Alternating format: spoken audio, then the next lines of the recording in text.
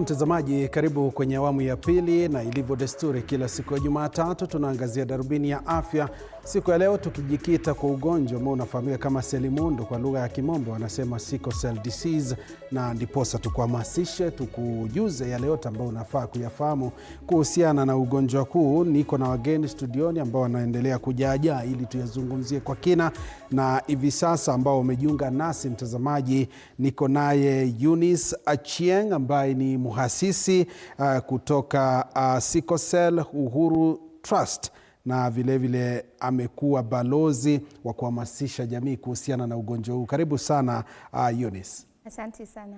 Na vile vile mtazamaji, tuko naye Jacqueline Oyamo ambaye ni balozi wa ugonjwa wa selimundu, na vile vile anafanya shughuli zake na Joan Jazima Sickle Cell Foundation. Karibu sana Jacqueline. Asante.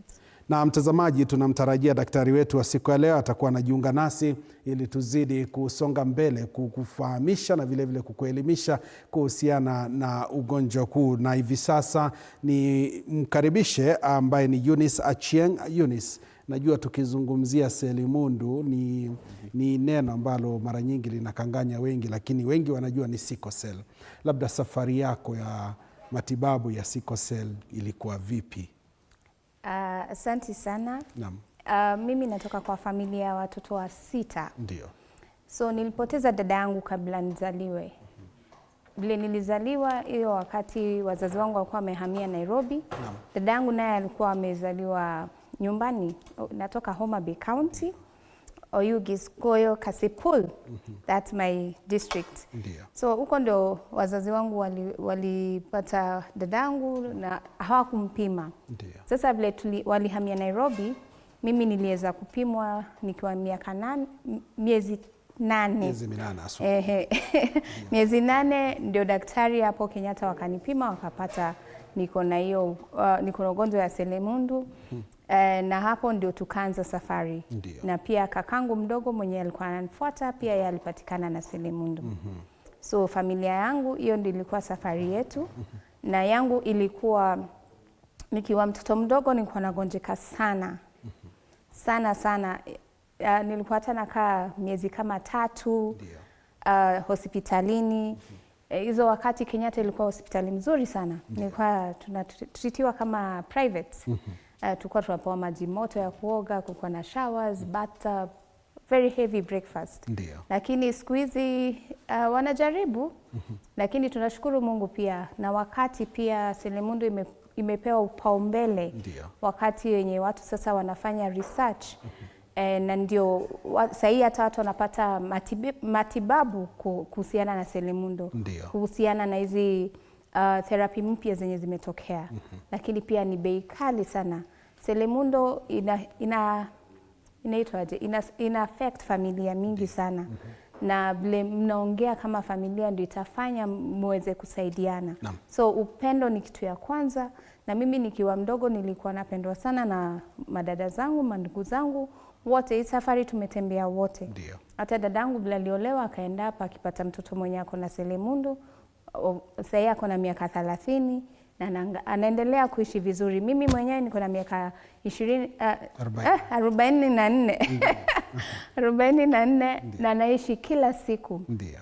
Vile Mungu ananiongoza. Bila shaka. Ndio. Shukran sana kwa utangulizi huo, kwa vile vile kuweza kutupatia historia yako fupi kuhusiana na maisha, namna ambavyo yamekuwa, na tunafurahi kusikiliza kutoka kwako. Na mtazamaji, nilivyokuarifu hivi sasa daktari amejiunga nasi. Tuko naye Daktari Daniel Nyongesa ambaye ni mtaalamu wa masuala ya afya, na vile vile ni yule ambaye ni afisa wa matibabu katika hospitali ya Medilife pale Ruiru. Na daktari, karibu sana. Asante sana Josh. Najua hili swala tunalolizungumzia ni swala ambalo ni nyeti katika masuala ya afya kabisa. Na kikubwa hapa tukitarajia kuadhimisha siku ya selimundu duniani tarehe 19, ni swala ambalo linahitaji uhamasisho hali ya juu. Kwa faida ya mtazamaji wetu, ugonjwa wa selimundu ama sickle cell disease ni ugonjwa aina gani? Kwa hakika huu ugonjwa vile tu umeanza ukisema kwamba unahitaji hamasisho kubwa sana. na watu wanashindwa kuelewa mbona watu wengine wanapata ugonjwa wa selimundu ama sickle cell na si watu wote, na ugonjwa ni ugonjwa wa aina gani? Kwa kawaida kimaumbile tuko na zile cells kwa mwili. We have different types of cells. Kuna zile red blood cells ama seli za nyekundu ambazo zinapeleka damu kwa mwili kila mahali.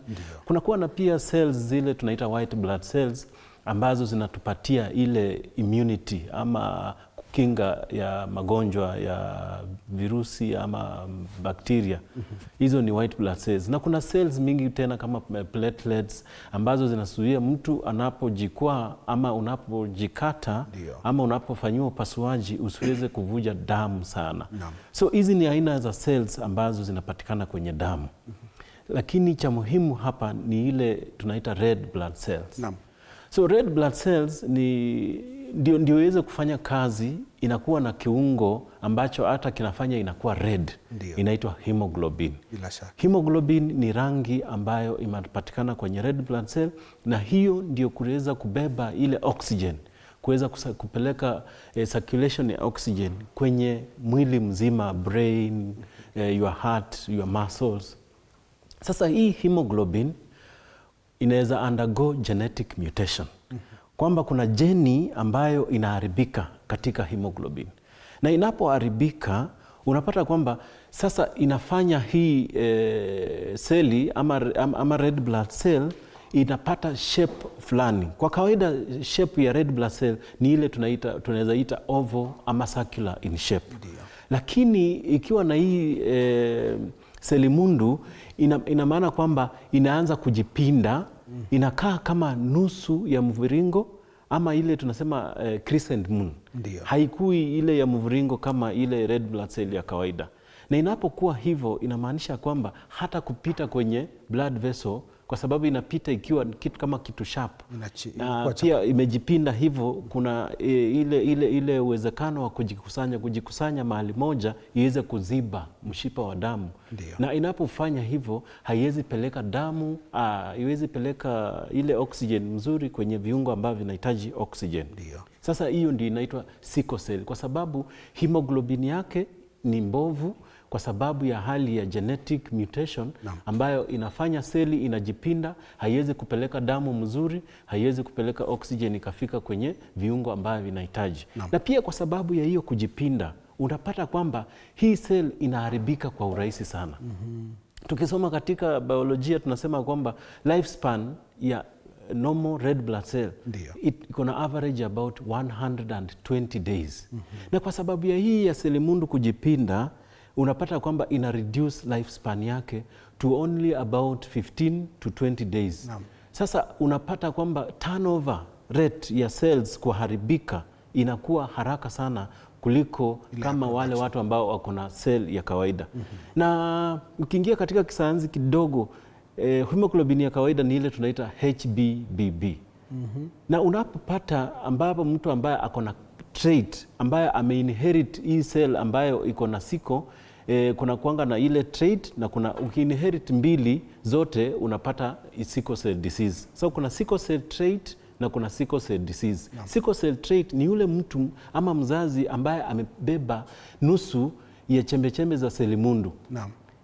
Kwa maanisha ya kwamba ukimwangalia kikawaida ama hana zile symptoms za kuwa na ugonjwa wa selimundu. Lakini anapokutana na mwanaume mwenye pia ako na hiyo ni carrier wa hiyo selimundu, half of the genetic material, wakiweza kupatia mtoto ataweza kupata zote zikiwa zimeharibika, ambayo tunaita HBSS. HBSS unamaanisha umepata HBS kutoka kwa baba na ukapata HBAS kutoka kwa mama. Sasa wewe kuna S2 ambaye inakufanya sasa ukuwe na ugonjwa wa sickle cell disease. Na nikukatize, ndiposa wanasema kwamba kabla hata mjaingia kwenye ndoa mnafanya kitu kinaitwa genotype, genetic counseling and phenotyping, ili kuweza kujua. Counseling daktari, unafaa kufanya test. Ndio.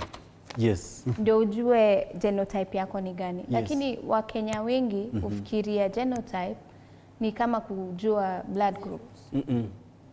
Yes. Naam. Yes. Naam, shukran sana kwa hilo. Ndo maswala ambayo ni nyeti kweli kweli. Mtazamaji, pia tunakushirikisha uweze kusema nasi na uchangie katika kipindi hiki ili tusikie hisia zako kuhusiana na maswala haya.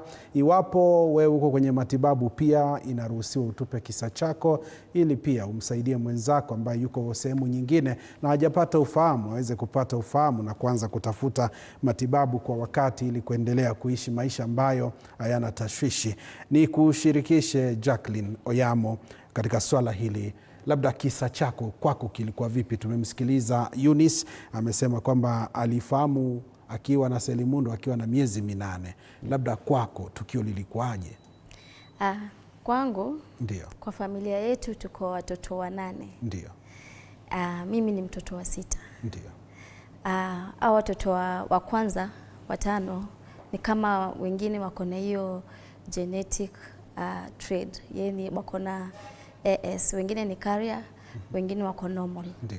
Lakini sasa mimi ndo nilikuwa wa kwanza kukuwa na hiyo ugonjwa ya selimundu. Ndio. Na mamangu alijua kama niko na selimundu kama niko na miezi 3. So nilizaliwa nayo na nikaanza kugonjeka immediately. So mamangu alikuwa anashindwa kwa nini silali, nagonjeka. Kwa kenda Kenyatta hawakupata shida ni gani, mpaka aliniambia walinipeleka Aga Khan. Ndio wakakuja wakanipima, wakapata niko na ugonjwa ya selimundu at 3 months. Ndio. So safari yangu imekuwa pia on and off hospitali mpaka nikakuwa hapa, but nashukuru nilikuwa na mzazi supportive. Mama alikuwa pale, nikigonjeka hata kidogo, yeye ajaye jaribu kunipatia hizo madawa za kienyeji.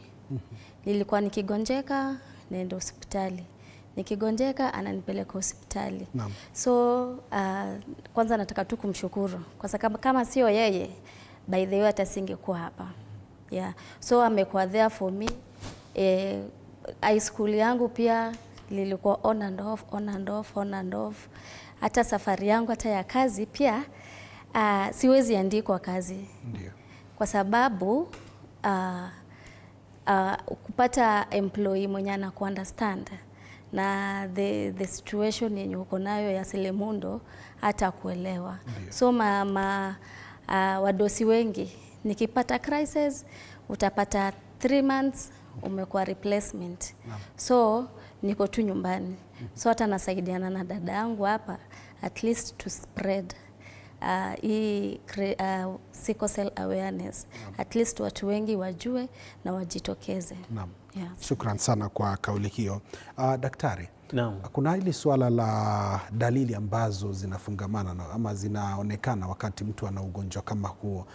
Na tulikuwa tumesikiliza awali kutoka kwake Eunice kwamba unapata kwamba mtu unajihisi wewe ni mvivu, ule unyonge, uchovu. Labda dalili zingine ni kama zipi?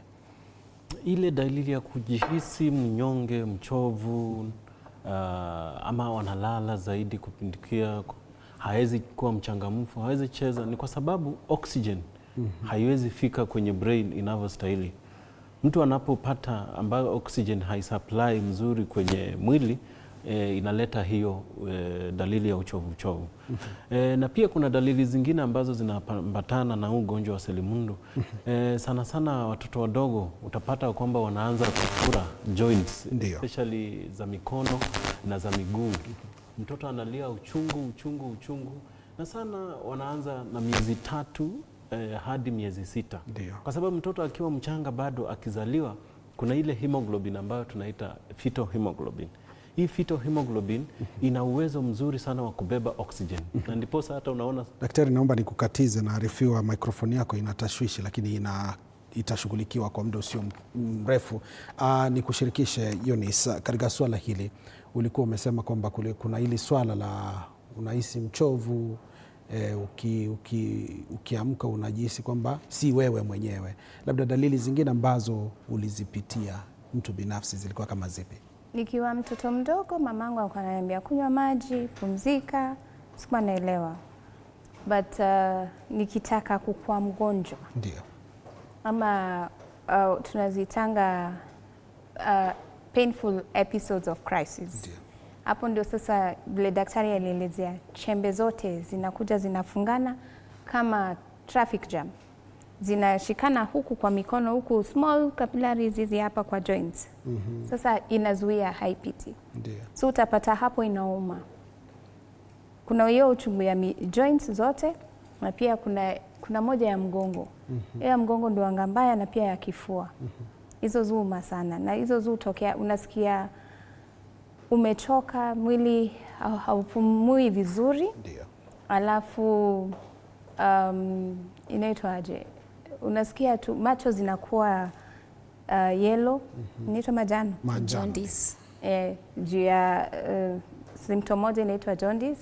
Alafu pia kuna kitu inaitwa spleen yenye inafanya tumbo inakaa nika umefura. Alafu mwili uko ndogo sana. Nikwambia, so nakumbuka nikikwambia kuna hii symptom moja inaitwa delayment of growth. Sasa hatumei kama wenzetu. Kilo yangu nikiwa mdogo ilikuwa ndogo zaidi kushinda mtoto wa miaka zangu. Alafu pia inaitwaje? Kuna ingine inaitwa AVN. Mali sasa unapata hizo si symptoms. Symptoms ni damu inashuka. Kiwango cha damu hasa. Kiwango ya damu hapo ndio sasa unasikianga wanaita selimundo ya anemia. Hapo sasa unakuwa anemic sana, lazima uongezwe damu. So ndio maana unaambiwa sickle cell na damu ni kitu moja. Alafu pia najua kuna mengi ambayo tutayazungumzia. Najua unayafikiria tunapoendelea kusonga, na vile vile daktari atakuwa anatupa mwanga zaidi kuhusiana na swala hilo.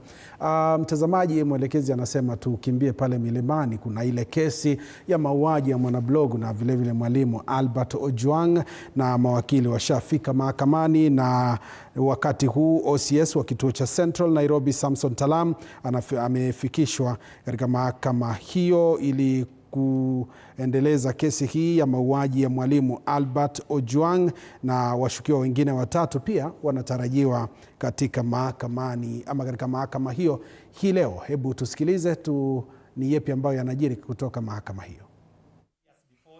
By the learned Justice Luka Kimaru, as he then was as well, because he equally sits at the Court of Appeal, in Michael Rotich versus Republic.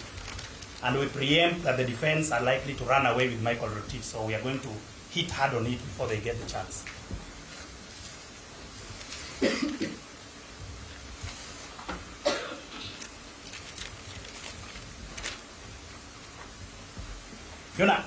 In summary, what we are requesting this court to do is to issue an order for what the Constitution calls detention continuing.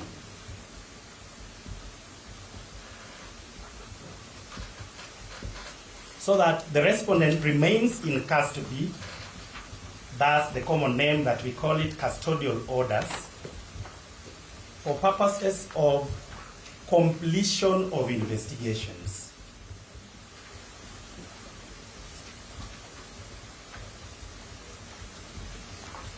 Cognizant of the limited jurisdiction of this court under Section 8, subsection 2 of the Magistrates Court Act 2015,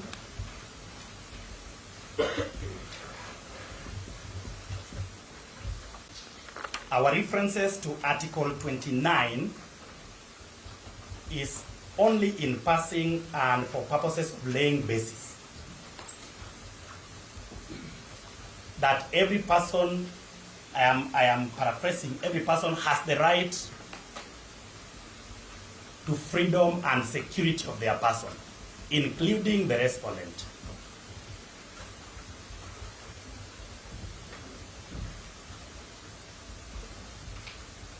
In further laying of the basis, that Article 24 of the Constitution allows for limitation of right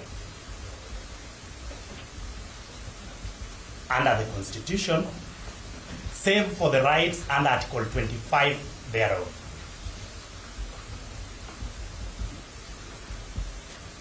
So that while we acknowledge that the respondent has a right to freedom, right to security of his person, and a right to liberty, all those rights fall outside Article 25 and can be reasonably limited.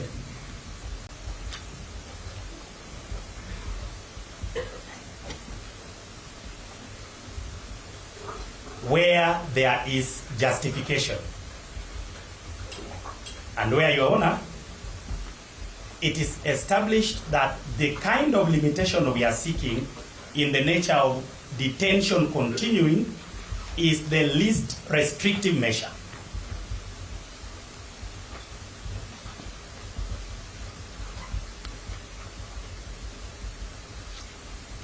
So that, Your Honor, once we have established, as we have, that Article 24 permits the limitation of the right to freedom and liberty, then we shall, through my learned senior, take the court through our affidavit to establish the justification. But, Your Honor, Article 49(1)(f)(1)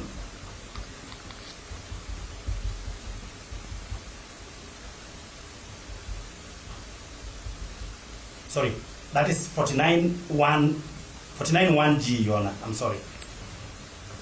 And if you allow me to read, an arrested person has the right at the first court appearance to be charged or, and this is important to us, informed of the reason for the detention continuing or to be released. And so out of the three available options under Article 49(1)(G), we have come to court to seek detention continuing.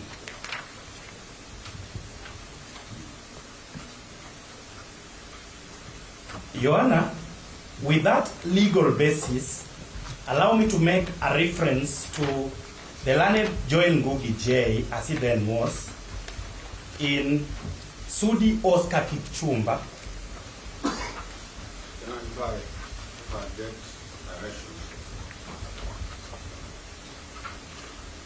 The DPP is making submissions. Yes. They waive the right of making submissions after they have made our submission, so that once they have done this, they will surrender the witness for cross-examination, and they'll have no bite.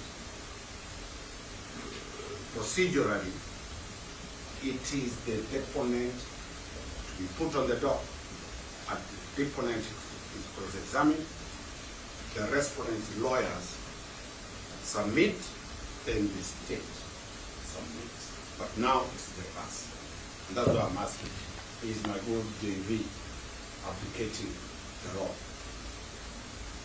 My understanding was that he was just laying a basis so that once the deponent comes to the dock, then they can proceed from there. Yeah.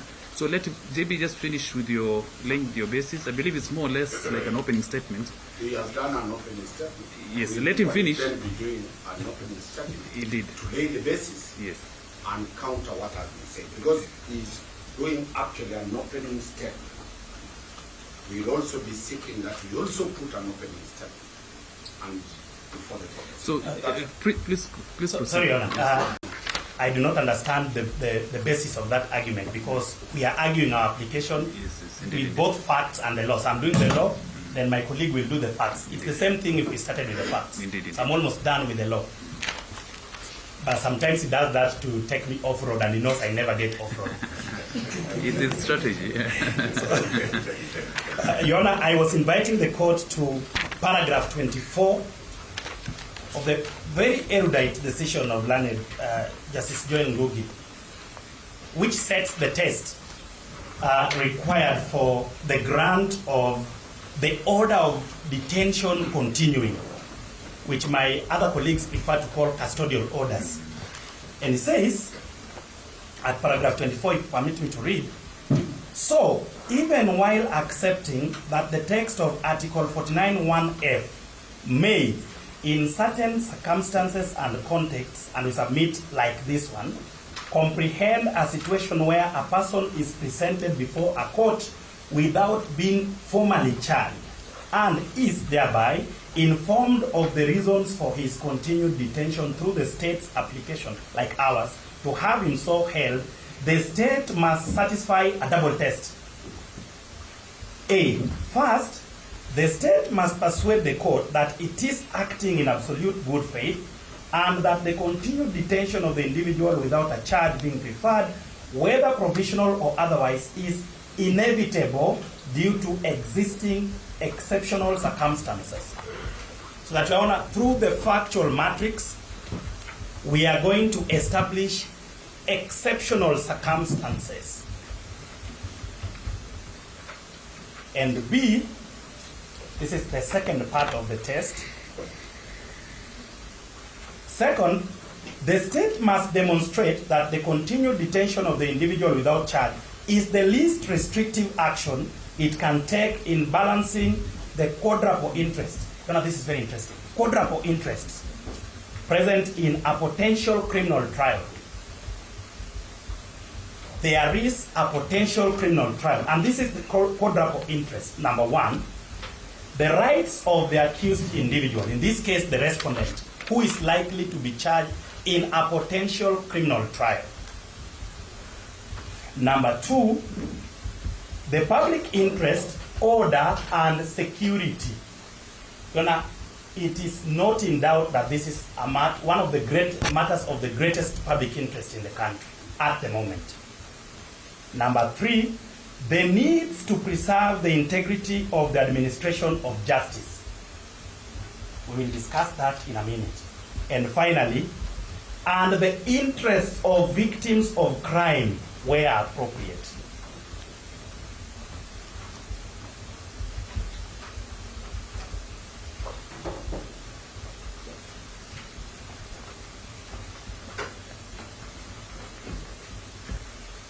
And Your Honor, the court, in cracking its head about it, continues to say, by virtue of Articles 21(1) and 259 of the Constitution, the court must act to aggrandize, not diminish, the personal liberties of arrested individuals in line with the other three interests.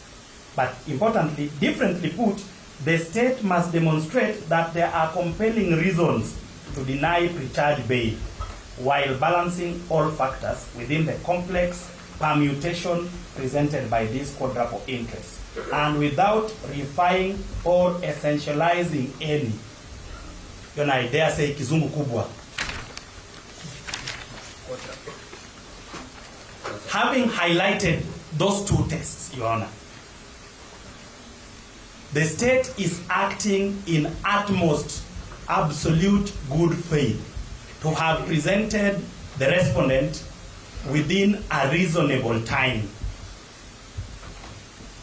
before court.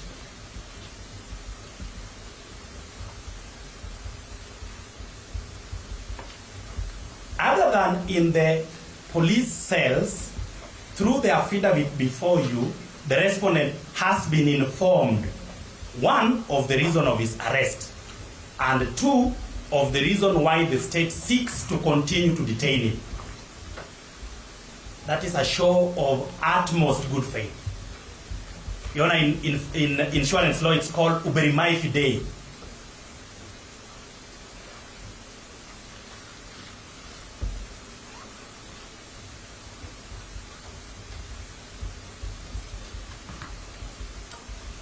That good faith is furthered by the fact, as my learned senior will tell you in the facts, or rather in the affidavit, that there has been some investigations ongoing and that we just need a limited period within which to complete those investigations. And finally, from my part, in compliance with the need provided for under Article 24 of the Constitution, that the limited detention of the respondent is the least restrictive measure we could adopt to protect both the interests of the respondent, the victim's interests, and, as equally important, the interests of the public to ensure safety and security. With that legal background, I invite my learned senior, Mr. Jalson Makori, to take you through the factual matrix in the affidavit. I am also obliged unless there's a question for you. All right, thank you. Thank you, Counsel.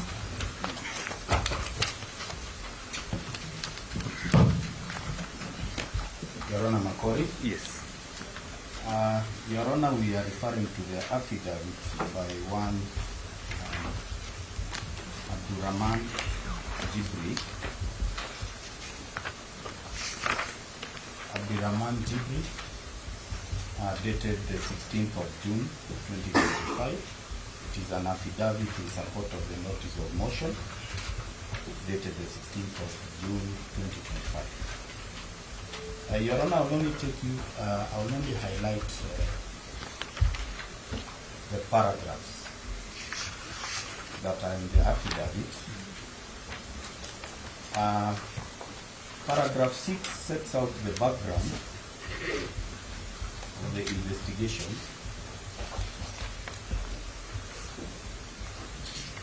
And these are the preliminary investigations by IPOA, which reveals in paragraph 6A to E, 6A to E,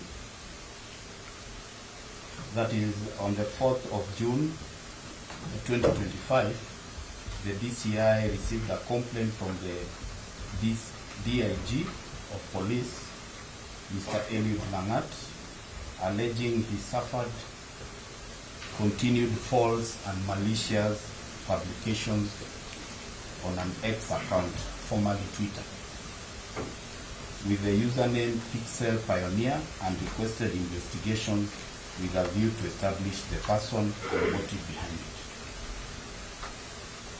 Your Honor, A to E establishes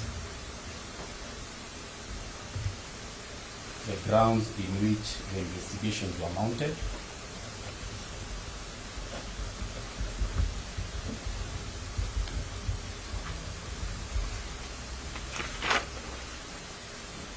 It is at paragraph 6B.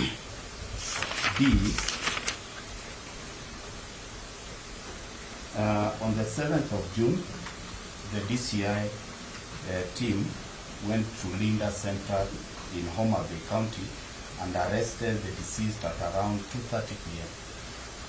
And they took him to Mawengo Police Station, placed him in custody with the OB number 10-7/7/6/2025. That is 10/7/6/2025.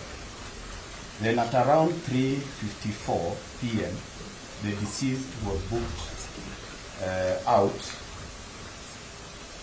under OB number 11/7/6/2025 and escorted to Nairobi, where he was booked at Central Police Station under OB 136/7/6/2025 at 9:32 p.m.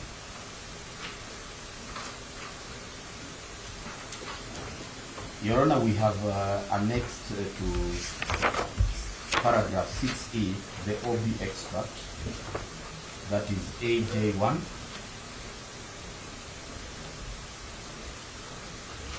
indicating the time that the deceased was booked at Central Police Station.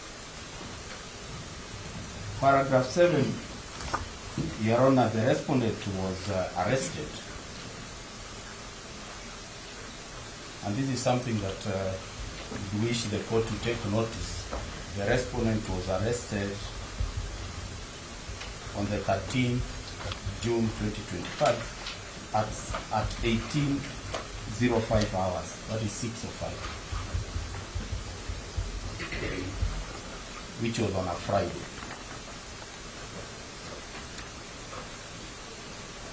The respondent in paragraph 8 was informed of the reasons of the arrest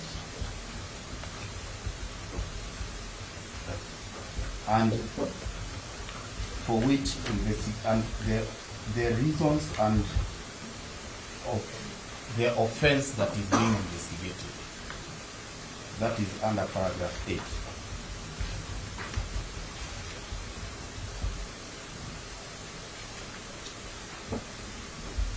Your Honor, in paragraph 10,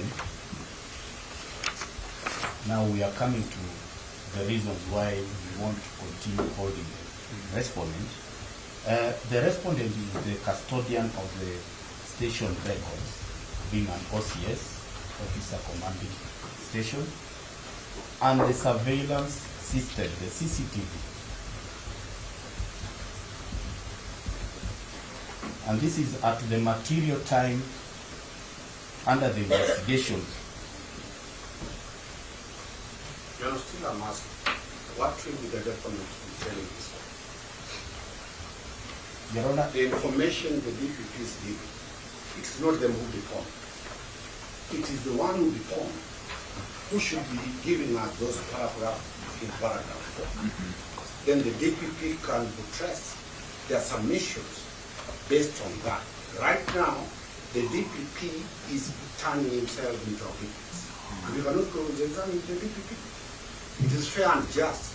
The witness who deformed takes us through his affidavit. Your Honor, as I said that I'll only highlight a few paragraphs which I wanted the court to take note of. You know, that's a dicey. It's a dicey situation because Yes. you know you're literally taking us through the affidavit. But I leave because I'm sure you have your own strategy Yes. on how to prosecute the application. But don't go into details of the affidavit. I'm sure the deponent will have a chance. Yes. So I'll leave you to proceed, but don't go too much into the details of the deposition. Yeah. Now, Your Honor, I'm only highlighting Okay. some paragraphs. I'm not going through the whole affidavit. Indeed. Because they have already indicated that they want the deponent on the dock Indeed. for cross-examination. Okay. Yes.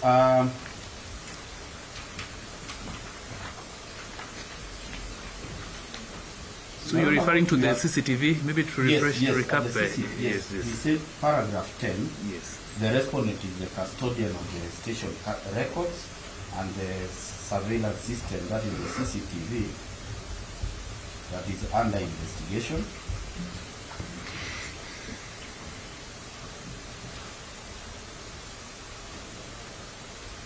Yes, investigations reveal that under paragraph 11, that the respondent, together with others who are not before court, hired a technician to interfere with the CCTV system at the Central Police Station in a bid to tamper and interfere with the subsequent investigation.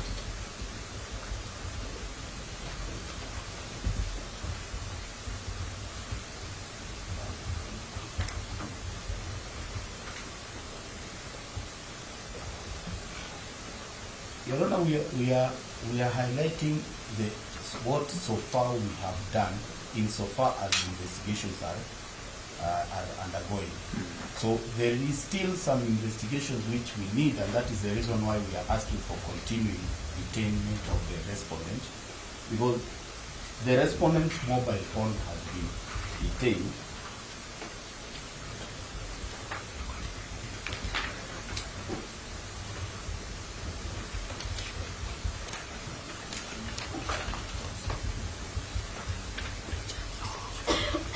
And it is subject to investigation.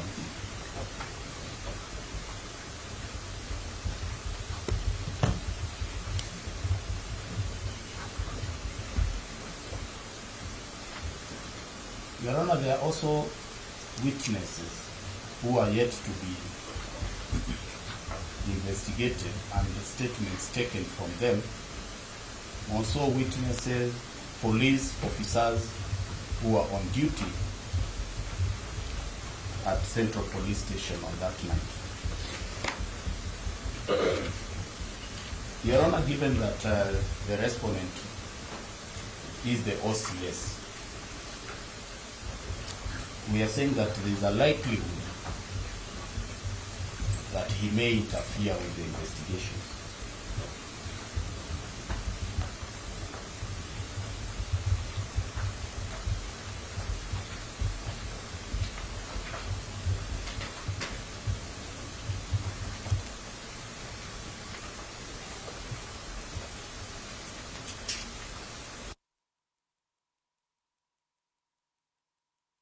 seeking the 21 days.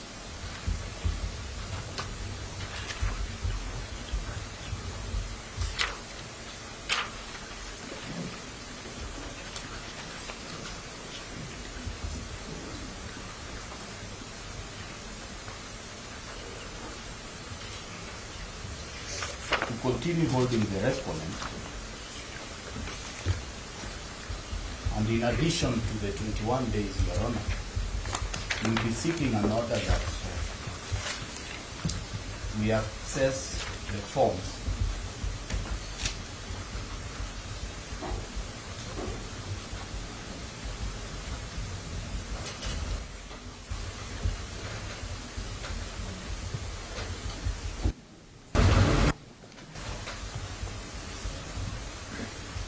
of potential witnesses,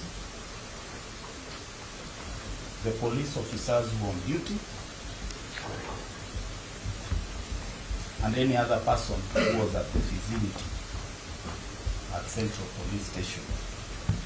And this, Your Honor, we are relying upon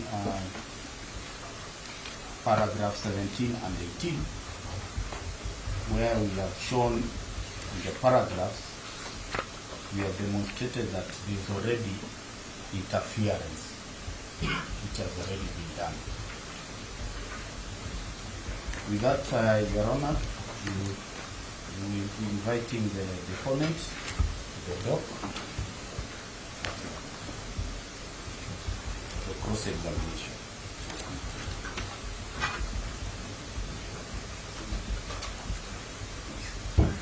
You can testify from this one.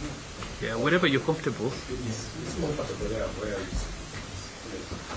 Your Honor, will be seeking that these are turned into an opening statement. You'll be allowed to put a 3 minutes opening statement. No, let him finish. Let him finish, and then you'll have your chance, yeah? Let him just finish, so that there's that continuous flow. So you can swear yourself. Is there...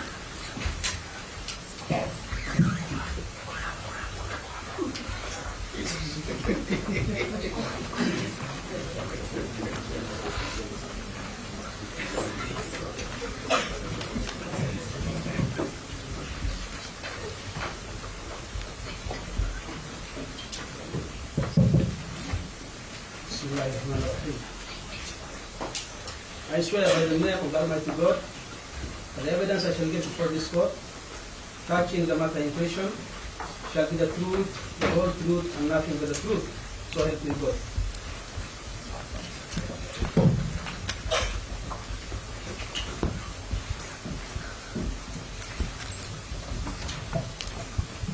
Yes, this state to the court, yeah. Your Honor, I am Abdurrahman Jibril. Jibril for you, J-I-B-R-I-L. I'm a Senior Assistant Director, Investigations with the Independent Police and Oversight Authority. Yes, did you call this affidavit of the reporter? Yes, Your Honor. Yes, kindly proceed with the affidavit.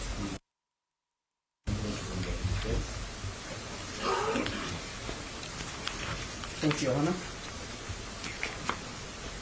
Your Honor, I am one of the investigating officers in the ongoing investigations that IPO is currently conducting in regards to the brutal Albert Ojwang.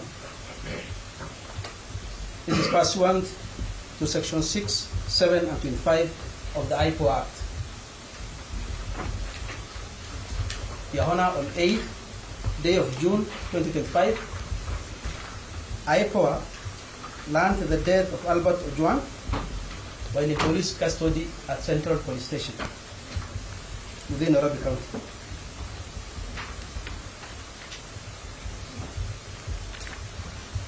Your Honor, the authority immediately initiated investigations to unravel the circumstances surrounding the gruesome death of the deceased.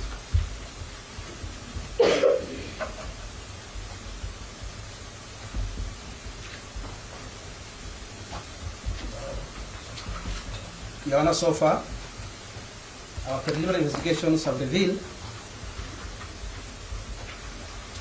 that the deceased was arrested following a complaint by the Deputy Inspector General of Police. Your Honor, all that the witness is saying has been said. You can only adopt the report. Because unless there's any other crucial information. That's not right. That's okay. Yeah, I was of the view, but just give a highlight, not necessarily going paragraph by paragraph, just a highlight, and then we can adopt it. Just a brief highlight, yeah? You okay with whatever you've said so far? Yes. And whatever you've averred in the affidavit, yeah? So we can proceed with the cross-examination then? Yes. Is that okay? The other team from the state? That's actually not that. Okay. They can proceed to examine on the affidavit. Thank you. Your Honor, I'll be asking the witness, Mr. Jibril. So, Mr. Dunson, maybe just for housekeeping and good order, how many of you will cross-examine him? 3. 3. You, yourself, and who else? Me, what? Kangai.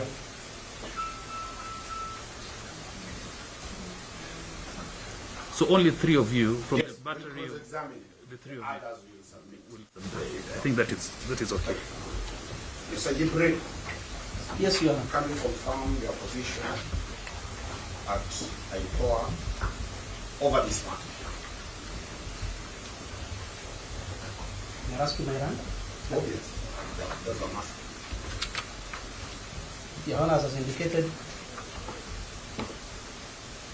I'm a senior assistant director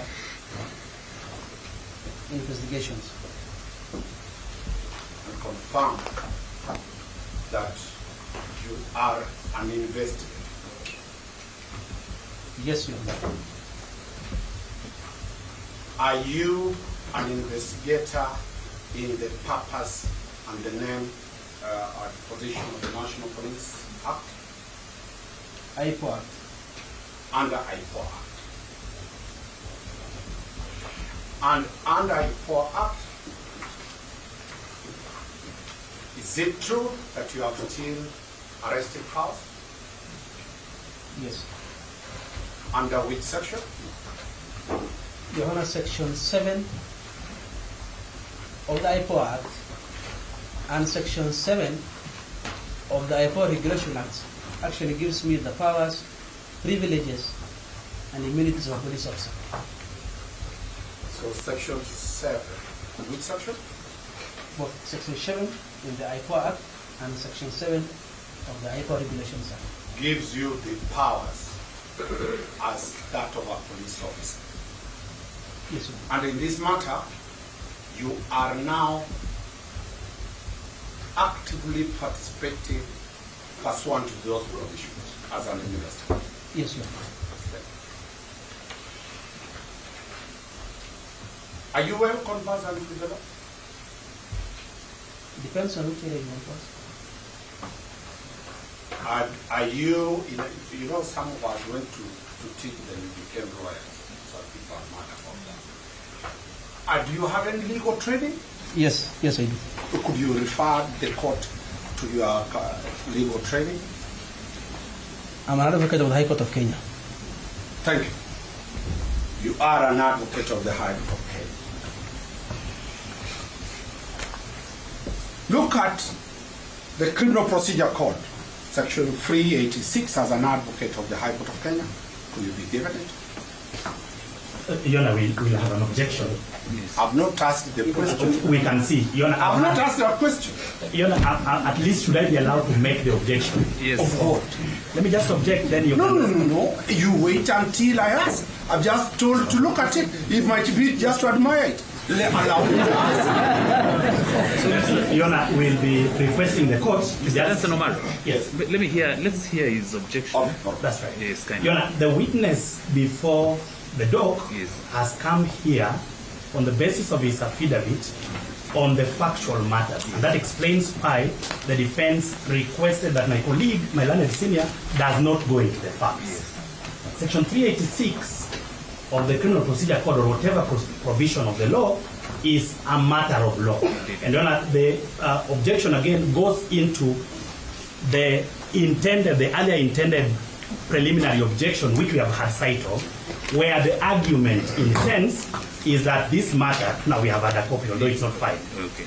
This matter should have been the subject of an inquest and not a miscellaneous application. Okay. So that because we are alert, the defense should not try through the window to bring in a preliminary objection which they admitted not to have filed.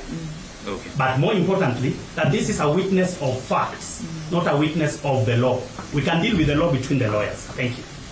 But Your Honor, this is from the law of fact. Yes, it is. Is he in a court of law? Yes, he is. Is he an advocate? He knows it. What is it that they are appearing and telling us we are coming through the window? If we come through the window, please respond and throw us out of the house. There is a submission. You know, I've not asked any question. I've only told you to look at that section. But just for guidance, you know, it's a matter of evidence, on the facts. It's an affidavit, for heaven's sake, So let's limit it to the facts of the... After I've asked the question, yes, then that is when an inference can be done, whether it's a question of law or a question of fact. All right. I've not asked what. I've only told you, look at section 3. Just one more thing. The reason we requested the defense at the very onset to inform us of the paragraphs is that the cross-examination to the contents of the affidavit. There is no reference to the affidavit. They cannot go to it because it is not a matter of fact. If you pointed to us the paragraph looking at section 386, which we referred to, there will be no objection from our end. But because affidavits are pleadings of fact, we plead with you to reject the invitation of the witness to look at section 386 or any other provision of the law. Thank you. I think he was referring to section 386. Yeah, I just only told you. Let's not convolute it, Let's limit, it's an affidavit. Purely, I've not asked any question, Your Honor. If we only had what I've asked you, and I ask a question of law, then the court can stop. Okay, then proceed and ask. Let him have that. Let him look at what. But you know, once you point it to the law, then it means it's a point of law. And that exactly is our objection, that we can't refer to the law. That maybe counsel is not understanding our objection. Maybe counsel, maybe rather than asking him to look at the law, why don't you put the questions to him? Correct. Let's put the question rather than us going to the. From your affidavit, confirm the place of death of the late. Central Police Station cells, Your Honor. Central Police Station cells.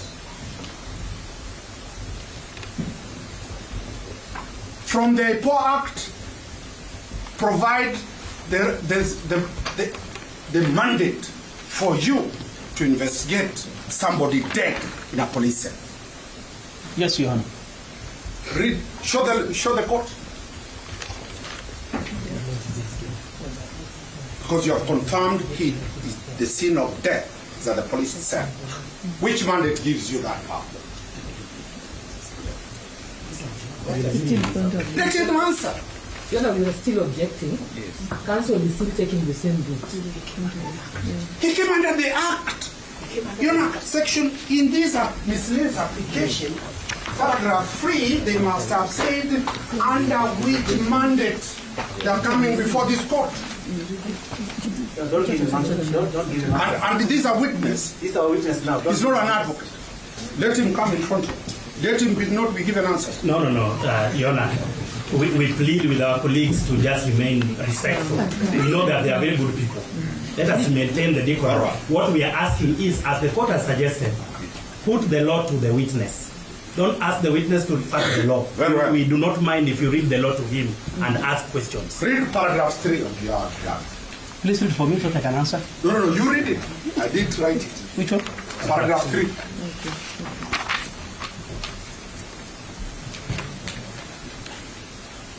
That investigations by IPOA are pursuant to section 6A, 7.1 and 25.1 of the IPOA Act. Is that the law? Yes. Is that a fact or that is the law? That is a fact as per this affidavit. That's what I'm saying. Yes. You have quoted the law. True. Yes. Therefore, it is not wrong to ask you a question of law because it is you as in your affidavit talked the law. Give me the law that gives you mandate to investigate a person who dies in a police cell. That is simple. I have indicated the sections 61, 71. Tell the court. Just tell the court. Yeah, I have indicated section 6A, 71 and 25, one of the IPO Act. Could you kindly read to the court those sections that gives you that mandate?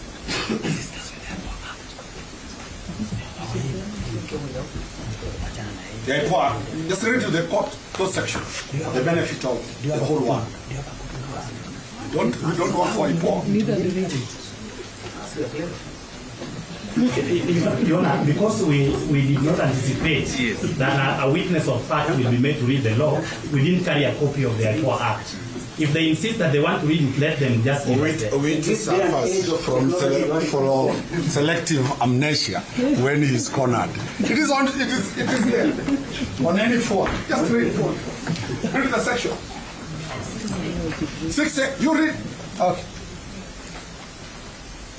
Section 6, Your Honor talks about functions of the authority. Yes. Here means IPOA. Yes. That the functions of the authority shall be 6A, investigate any complaints related to disciplinary or criminal offenses committed by any member of the service, whether on its own motion or on receipt of a complaint, and make recommendations to the relevant authorities, including recommendations for prosecution, compensation, internal disciplinary action, or any other appropriate relief, and shall make public the response received to these recommendations. Shall I continue? Yeah, anywhere where the death of a person in police, specifically. My question is specific.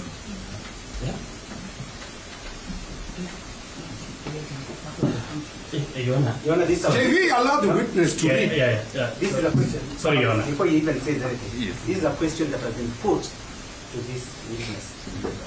It is about what he has said in his affidavit. He is being asked to justify why he is here and what gives him the powers. This state who has not been asked a question can now stand and start giving him answers or start supporting him. Let him answer.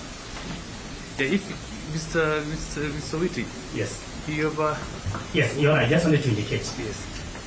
Section 6 has been referred to in the affidavit. The witness has been asked to read. He has read the affidavit. Yes. The witness is being asked about the law supporting an action which is not in the affidavit. That's where the difference is. The witness is saying that Section 6 allows us to do A, B, C. But counsel is asking, does the law allow you to do A, X, which is not in the affidavit? We believe that by him having cited to us the paragraphs he would ask questions on, asking the witness about the law allowing you to investigate deaths in cell, which we have not referred to in the affidavit, is going outside the affidavit. But we would be guided. Mr. Witty, I think it's the bane of contention. Yeah. So let him answer. If it falls under the ambit of that Section 6, let him just say that's right. It that's falls right. under that provision of the law, and let's leave it at that. That's right. Yes, that's right. And the question we are here about is specific to death inside a police cell. And that is all I'm saying. If he says that section, yes, then the court will go and make a ruling out. That's all we're asking. In relation to death in a police cell. In police custody. It's not you to set my question. I've asked you my question. You can't set a question and answer yourself.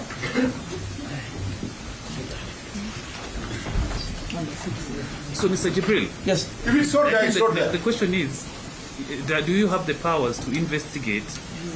We have powers to investigate death that occurs under police custody. And that's good enough. Yes, that's and custody includes the court has gotten what we have asked. Yes. The question has been answered. We'll do submissions on it. That's all. Yes. Let's go to paragraph.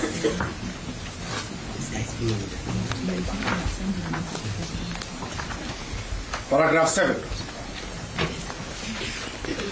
You have paragraph 7? Yes. Read to the court what that paragraph says.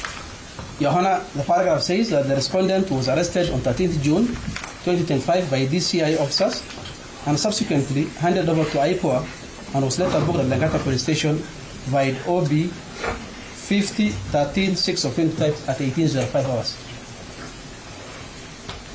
The DCI officers arrested him at what time, according to your data? You said around 3. You read exactly what you said.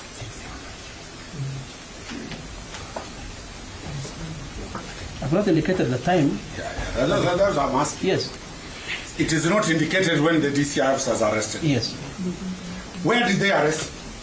At the DCI headquarters. And not Eldoret. No, you are. Confirmed that the accused was not arrested at Eldoret. According to the officers who handed over me to Mr. Talaam, the officers informed me that they arrested him at the DCI headquarters. Thank you. I'm putting to you that IPOA released a false information to the public that he was arrested in Eldoret en route to escape to Uganda.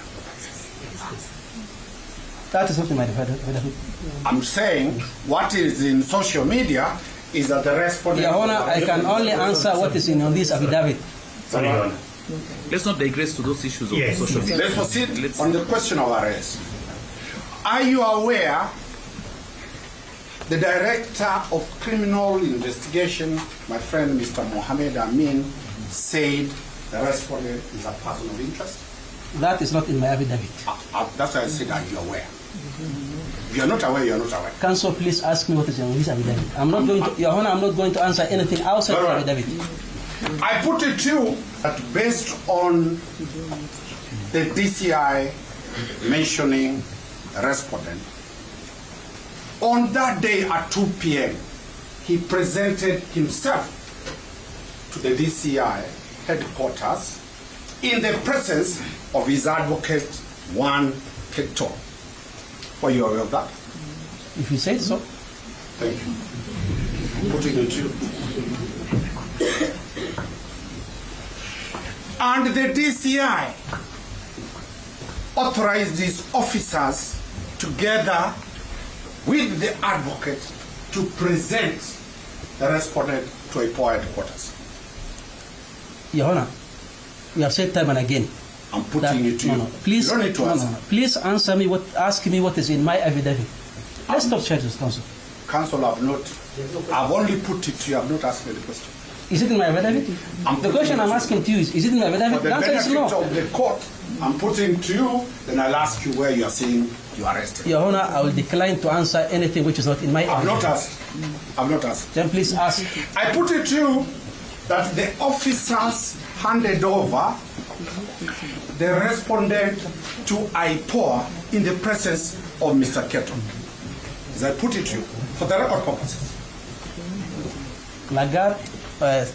Samson Talaam was brought to IPOA head office by DCI officers.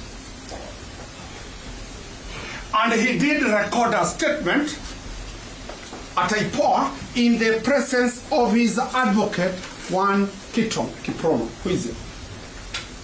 Is that my affidavit? I'm putting it to you, counsel. You are a counsel. When it's a question, I'll ask you a question. I'm only putting it to you for knowledge purposes.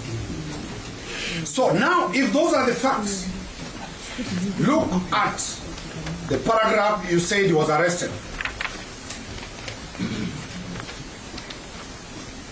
Paragraph 7. Now I'll ask you questions from there. Read. I have read and read. What is the question, please? It's a long day. No, it's a long day, yeah?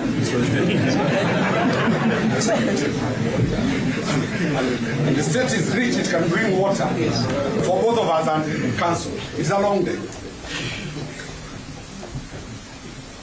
Can you confirm that paragraph 7 is not true, that he was arrested by the DCI officers? The respondent was arrested by DCI officers after he presented himself and brought to IPOA. Do you have any evidence material to that effect?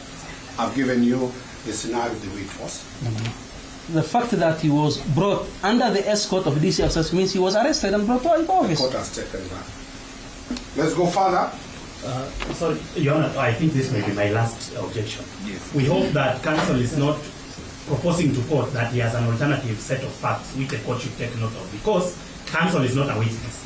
If he wants to give us his alternative facts, we would expect an affidavit so that we also put him on a dock and cross-examine him. Until then, the only factual matters we have is the one given by the witness before court. The only way to prove our falsehoods is by bringing facts that are truthful. The affidavit is full of falsehoods. We are putting exactly the scenario, and your witness has not recounted any. Sorry. Your Honor, I am a believer on the law and procedure. What I understand by the law of affidavits is that a person cannot give us factual matters, especially a lawyer or an advocate, from the bar. Right now, we have affidavit evidence given by this officer. We are having an alternative set of facts, which may be true. We have no reason to doubt it. But until we have an affidavit, all that is telling us is, I put it to you. And we hope it does not go to evidence. No, counsel, just to allay your fears. Yes.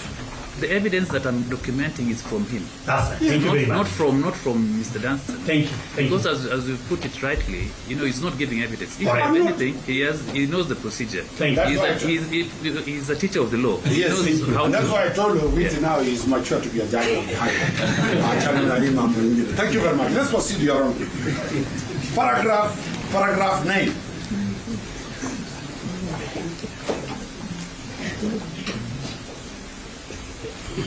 Yes, Your Honor. Paragraph 9. Yes.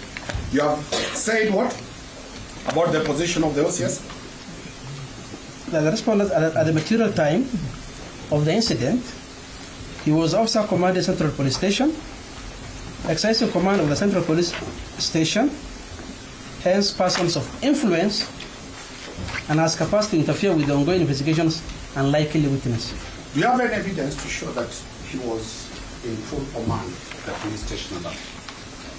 As an OCS, No, I've asked a simple question. It is either you have it or you don't have it. Do you have anything, either duty roster or something showing he was on duty or in command? Your Honor, what the advocate is asking is that you are the presiding magistrate here. Do you have the power of this court?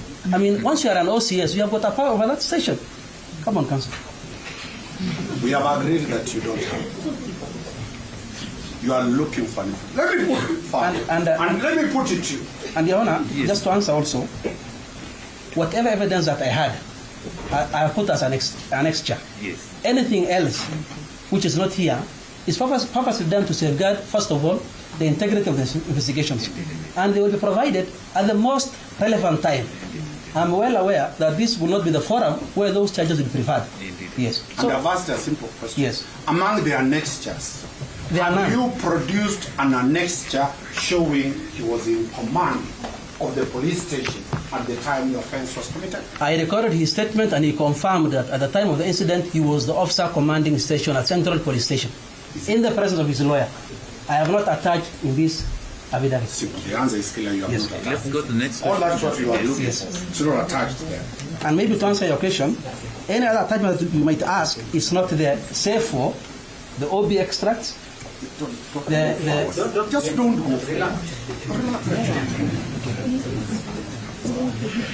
And you are a lawyer. When I say I put it to you, don't respond. I've not asked any question. Why are you putting in the first place? Why in the first place? You can put it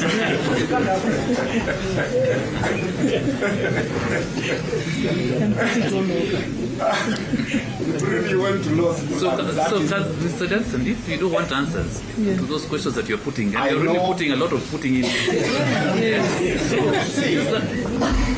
Your Honor, we have our own legal theory. Yes. Allow us to proceed. Okay. What is relevant, record. What is not relevant, leave it. I put it to you that the OCS left the police station and the deputy was in command as an OCS. That is not in my affidavit.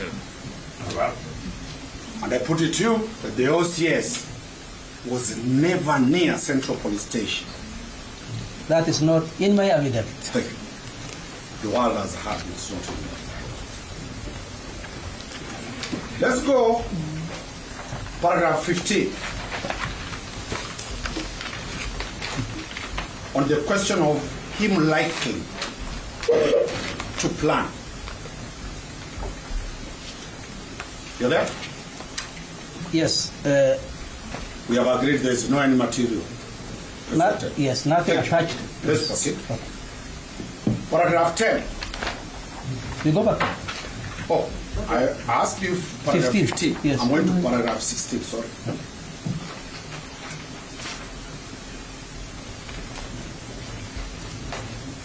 Still no material attacked. It's either very serious material you have kept, no material attacked.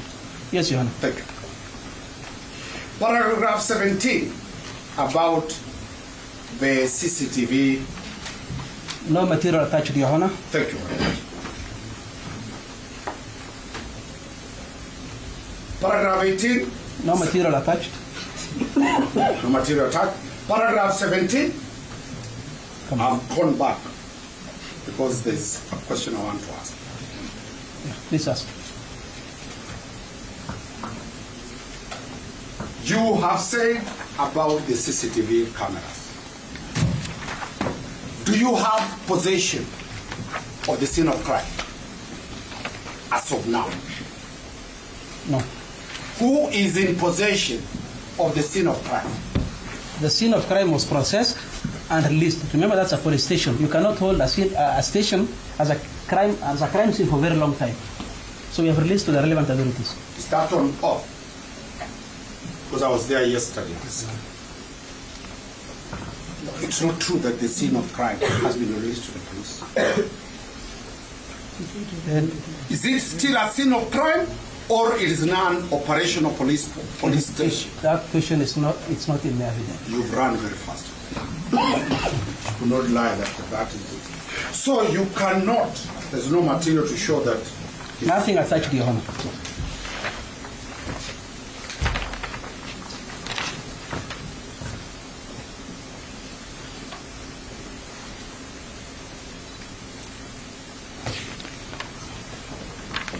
Paragraph 19.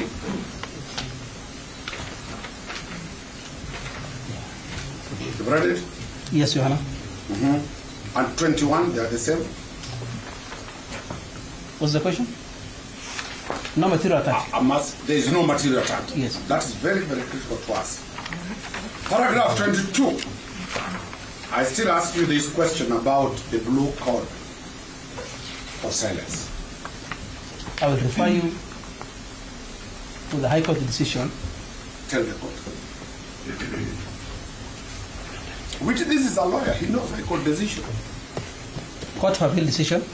Give the court that decision. In the Titus Ngamau case, 2020. It was a phrase coined by the judge who was dealing with that matter. And I remind you, Cliff is the one who argued that matter. Yes. He's here. He'll face you over that matter. It's okay. He's the one who argued that matter. Cliff will deal with the blue code. Paragraph 23. You are now providing reasons as to why you want him to be detained for 21 days. True? From paragraph 23. Yes, Your Honor. What is the reason you want to detain him in paragraph 23? That we yet to record critical witness statements. Very well. Is his presence required physically when you are recording statements from other people? His detention is required so he doesn't interfere with the witnesses. About recording statement and interference are two things. Wakili, I have responded to your question. The reason as to why I'm seeking that prayer is to have him detained so that he doesn't interfere with the witnesses. Very well. Does he know the witnesses? Them being police officers? The answer is yes. Is there anything you have shown of any attempt to interfere with witnesses? Because counsel, you know very well, the authorities, the Sagari, Duat Sagari, Cliff will ask you. The questions I'm asking is to prove, have you demonstrated by material you have harmed it? Nothing attached. Thank you. The court has heard.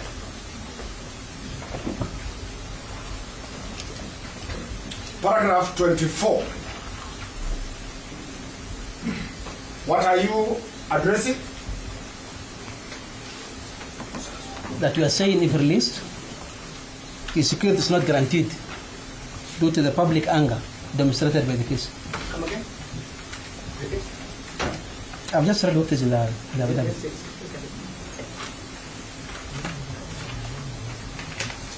Yes?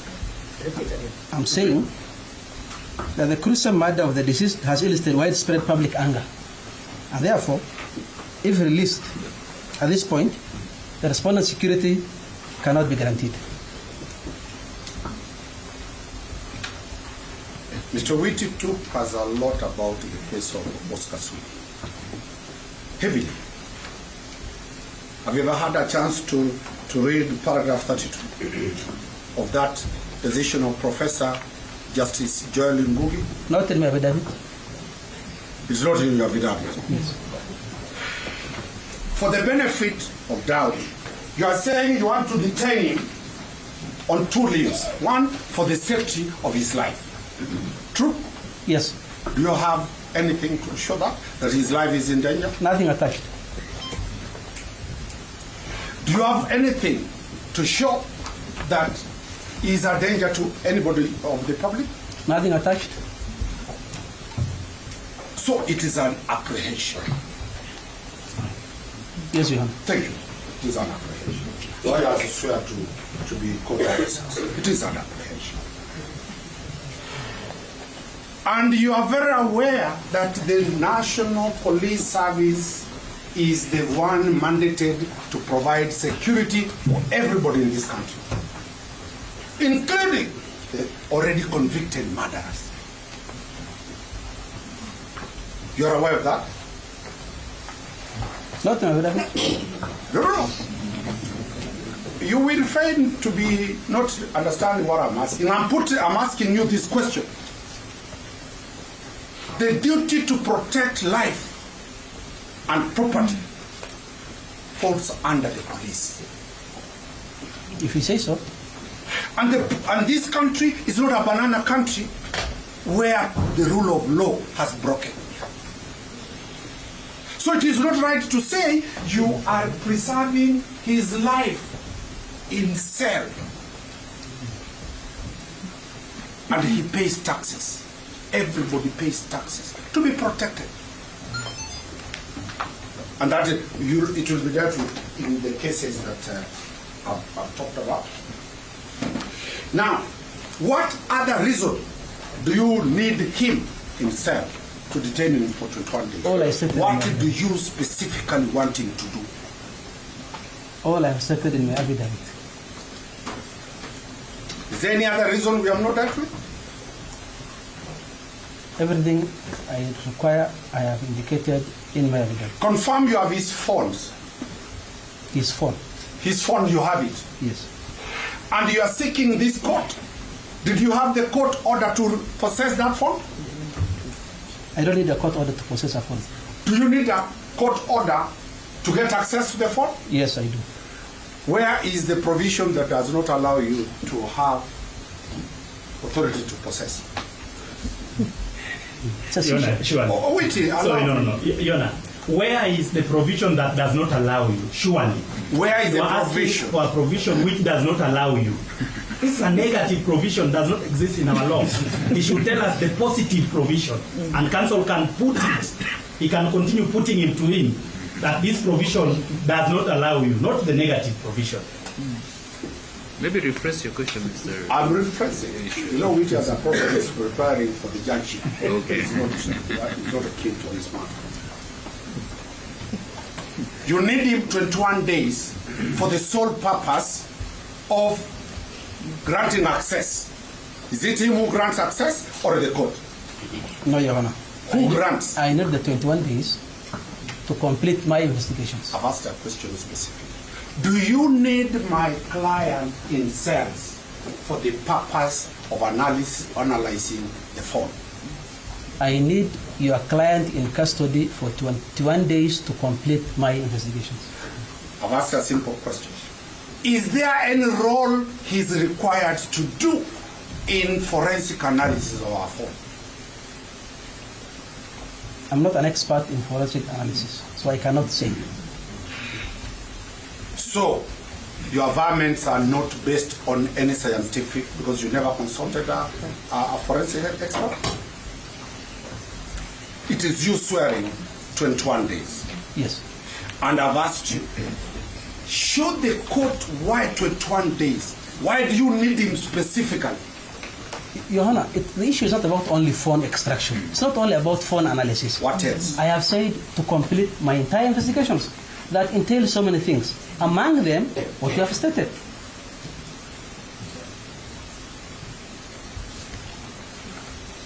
And lastly,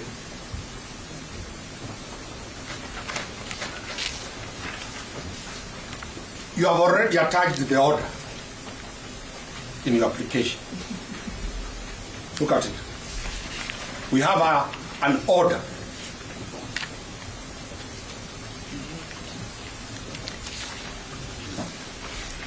True.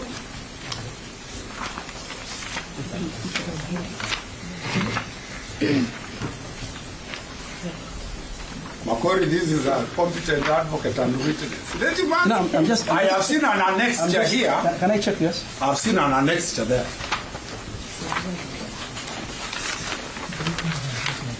We were given an annexure that has. Is it yours? Yes. Or disowned it? No, it's ours. Very well. Let me ask you the question. You are certain you are getting these orders? Counsel, this No. It's a draft. Which is saying, is the office of the DPP or IPOA that gives the orders, or is the landed court?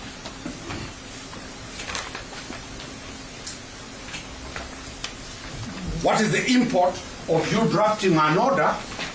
Is it a formality that in this court already you have decided, not the court to decide?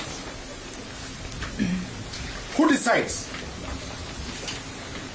I hope it ceases from being. I hope we can save time by admitting that the application was drawn by the office of the DPP. What we have annexed as an order is a draft order. It is not the first time today. Is it 18? It has been done since I was a law student at the University of Nairobi, where we do draft orders. The court can reject it. It's not binding on the court. So that we save time for counsel and his client. We can have only for good practice. We admit. Avoid doing the judicial work. Leave the courts to do their works. So maybe Mr. Whitty, let's not delve so much on that. Yeah. Yes. I think what Mr. Whitty is saying is just a practice that they have adopted from the DPP's end, which is not a good practice. It is not good practice. So let's leave it at that. If I sat in that office, I wouldn't allow that. Or I was chased. Thank you very much. Let me allow Mr. Kangai to proceed.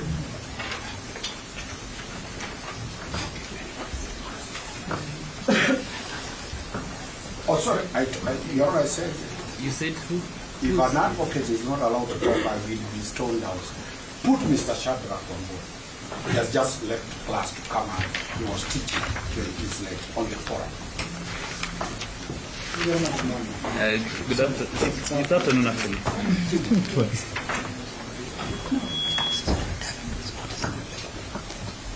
So, Mr. Kangai is going or Mr. Shadrach? The two of them. We're just trying to put in order. It won't be a difficult one. After Mr. Shadrach, Mr. Keto will play legal basis. Then I'll figure out the application. I think Mr. Bombeta and Kizimbani will be making a submission on that. Your Honor, with your permission, I will ask a very few questions to my colleague, Mr. Jibre. Unlike my seniors, I am the soft one.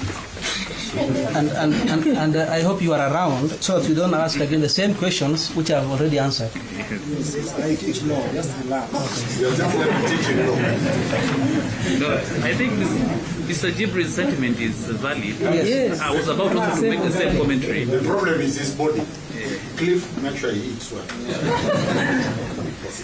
So that we avoid repetition.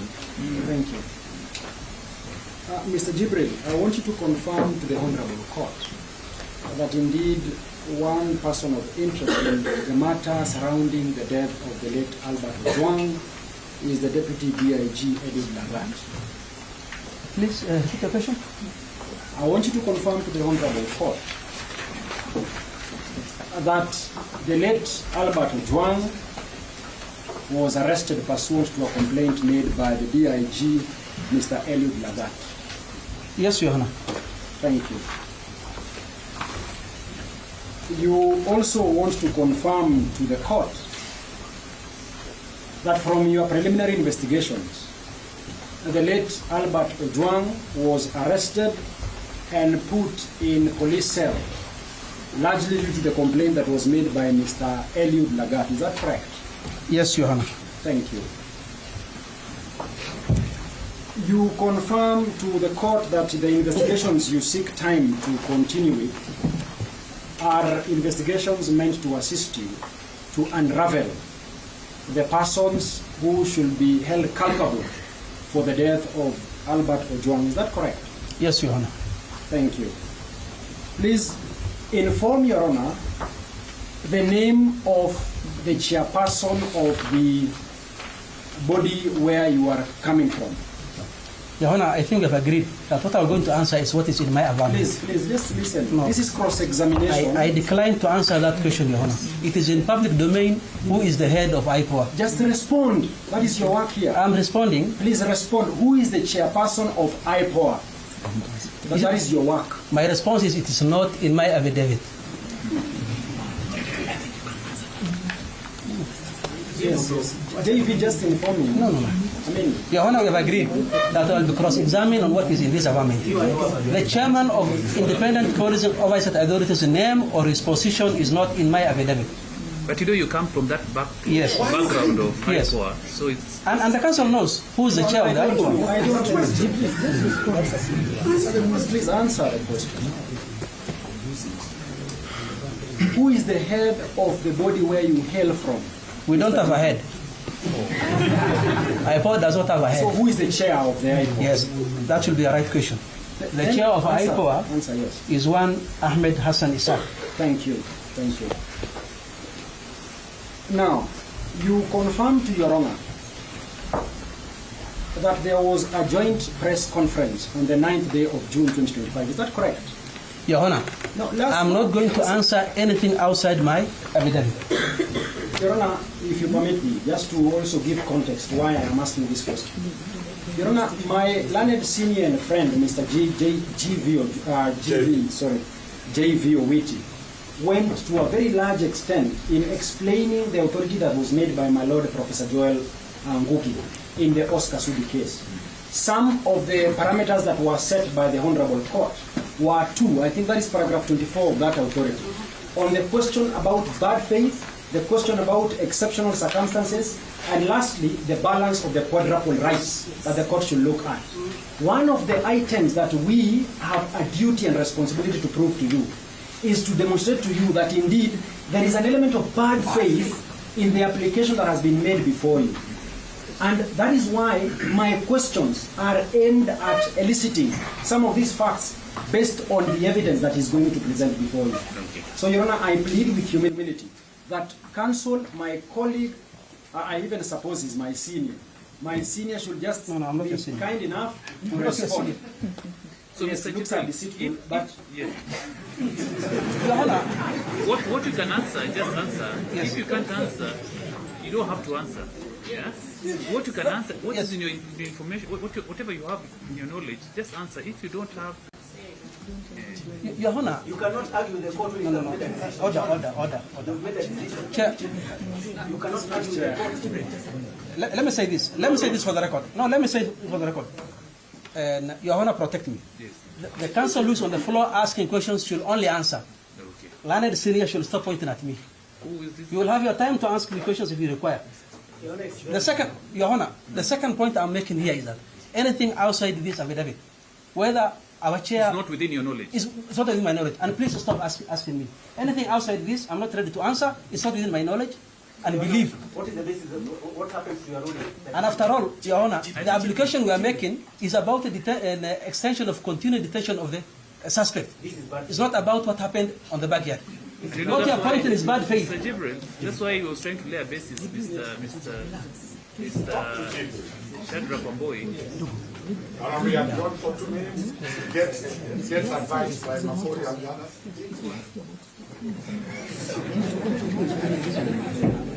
You just give us 1 minute. Yeah. So we take a break. No, Take a break. we don't need a break. I think just No, we don't need a break. We don't need a break. just 1 minute. Okay, okay, it's okay.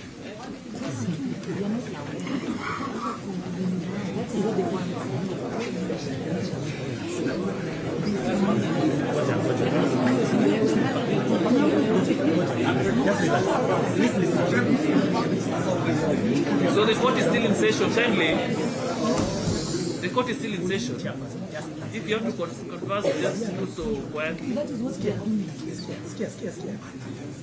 intention is to make it work. If you're asking the chairperson, please just answer if you see them crossing the line and pass. So don't let us lose that room. Yes, that's what they're doing. Yeah. So calm down. Just answer. Yona, thank you. Oh, we are now okay. So let's just have civility and decorum. Yes. Yeah, we're not fighting. Yeah, we want to know the truth and to assist, also for both parties to assist the court. Indeed, indeed. So I'll allow Mr. Shadrach Wamboi to proceed. Thank you. Mr. Jibril. Yes. Counsel. Please confirm to Your Honor that there was a joint press conference on the 9th day of June 2025 where the chairperson of IPOA was in the company of Mr. DIG Eliud Lagat and the Inspector General of Police and others. I'm not aware. You are not aware. Thank you.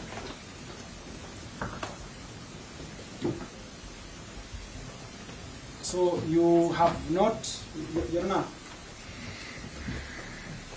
you have no information that indeed your chairperson held a joint press conference with one of the persons who's been constantly mentioned in the death of the late Albert Ojwang. You have no information, isn't it? Your Honor, the chair attends several press conferences. Leave those several. So I don't follow the chair. Thank you. I don't follow the chair for his press conferences. Thank you. Now, Your Honor, that is very important. You have been very honest with the court. Now, I want to return to paragraph 27 of your affidavit.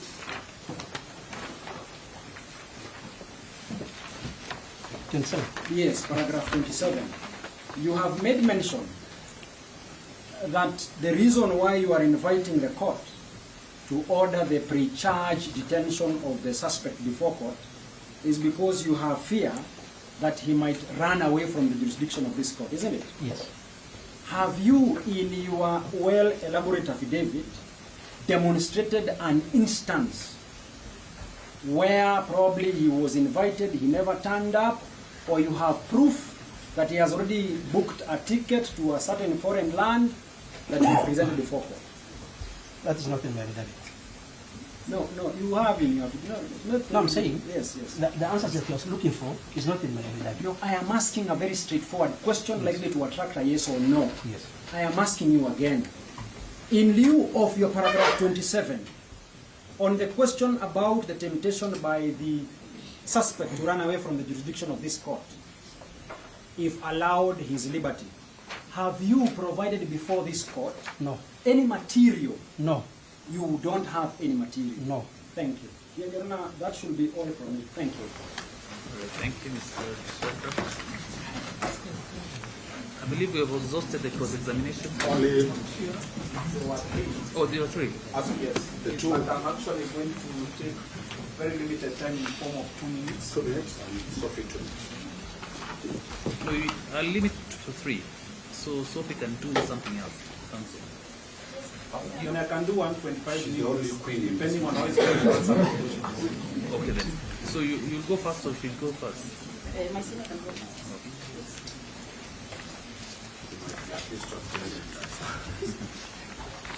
Now, Mr. Jibril, I want you to remember the testimony that you've given us just a few minutes ago, where you told us that the scene of crime was processed and released to the relevant authorities. Is that still your stand? No, it's not in my affidavit. That's my I'm answer. asking you, Yes. you made a representation to this court and told us that the scene of crime was processed and released to the relevant authorities. Is that correct or not correct? Now,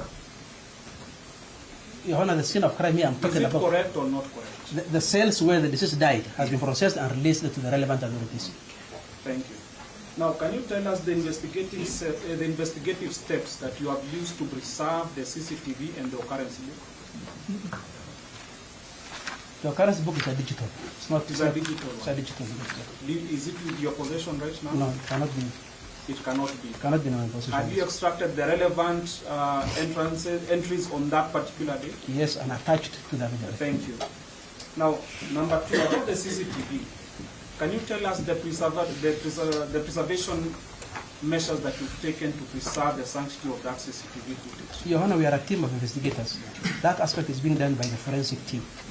So you can also confirm that the CCTV in itself is not with the police station. It is with the forensic team. And what was extracted is the only DVR. But the entire, you can't carry a whole screen. It's okay. That's what I want you to tell me. Yes. What was extracted is only the DVR. Yes. Yes.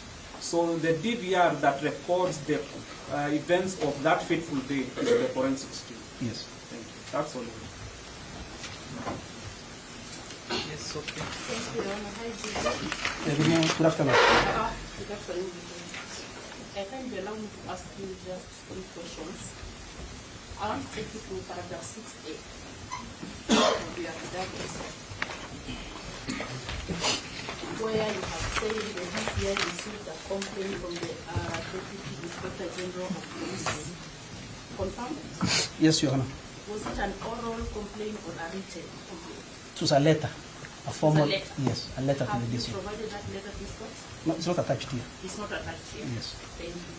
Kindly go back again to paragraph 7,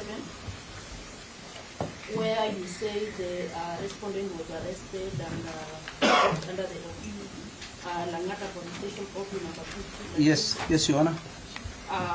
Who booked the respondent at Langata police station? The booking was done by myself. It was done by yourself? Yes. Thank you. Are you aware of the law governing the booking of a person at the police station? As per the IPO Act, yes. As per the IPO Act? Yes. And the regulations. By any chance, are you a police officer or a former police officer? I'm not a police officer. I'm an Have employee. you ever been a police officer? Yes, I've been a police officer. You have been a police officer? Yes, Your Honor. Thank you so much. Paragraph 21. Now, paragraph 21, you are saying there are co-conspirators. Confirm? 21, yes. Do you know the co-conspirators by name? That is part of investigations. I cannot reveal it. No, I'm just saying, do you know by name, not their names. Do you know them by name? Because you have said there are co-conspirators. Do you know them? Not by name. Okay, she's not asking you to name them. Counsel, this is what I've been saying. Let me answer. The thing is, Let me help you with that. yes. Just say yes or no. Do you know the co-conspirators? The matter is under investigations. Yes or no? As of now, no. You don't know them. Thank you so much. Number 25. You have said that there was the murder of the deceased was planned, executed, and their attempts to cover up. Do you know the people who are trying to cover up the death of the deceased? One of them is your client. Do you know that with certainty? Yes. Have you provided evidence to that effect? Or No. the attempt to cover up? It's under investigation but not attached to this affidavit. You have said yes, you know the client is one of the people trying to cover up. My question is, have you provided evidence that he is one of the people who is trying to cover As of up? now, no. No. Yes. Thank you. Thank you so much. Thank you, Honor. That is yours. I think, Your Honor, that will be the end of the examination of the witness. We will lay now,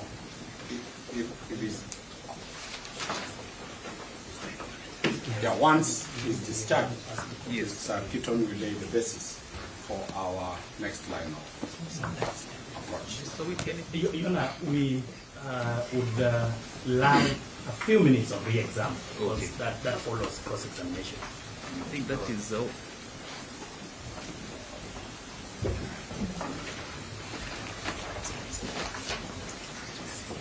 Mr. Jibril, yes, Your Honor. My work is to calm you down completely and make you smile. Actually, I'm calm and composed. I'm glad. Thank you. Now, I will limit my questions back to the contents of your affidavit, many times by paraphrasing. Okay. What is the basis of your request for detention continuing in one line? To complete my investigations. On a scale of 0 to 100%, how much could you, by approximation, attach to your investigations up to now, on a scale of 0 to 100%? It doesn't have to be accurate, approximation. 49%. 49%. So I can mathematically say this as direct evidence that you're saying there is 51% of investigations to be done. Yes, Your Honor.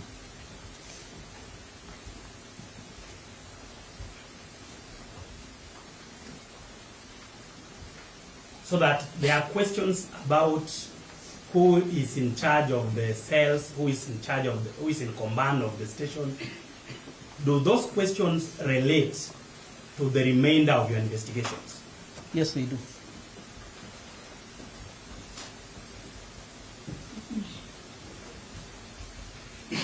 Now, to ask another direct question, are the questions from the defense some of the things you need to investigate to complete your investigations? Yes, Your Honor. Thank you very much, Your Honor. I'll hand over to Mr. Johnson.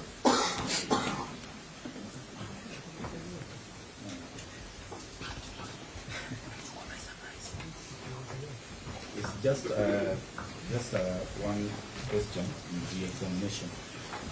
You have been asked whether you have attached any document relating to, I think it was paragraph 6A, some paragraphs in your affidavit, whether you have attached anything to show that even the respondent is a flight risk. Why do you need the respondent in custody? Is there any reason why you have not attached any? Yes, Your Honor. The reason I have not attached what I've collected so far, the 49% I'm talking about, is that it will jeopardize the investigations. And this is actually to protect the integrity of the investigations. That's why we cannot divulge much. Thank you very much. I believe that is all from our end. So thank you, Mr. Jibril. Thank you, Your Honor. I'm glad that you confirmed that you were calm. Yes. I thank you. We can allow the next phase of our team, led by Peter.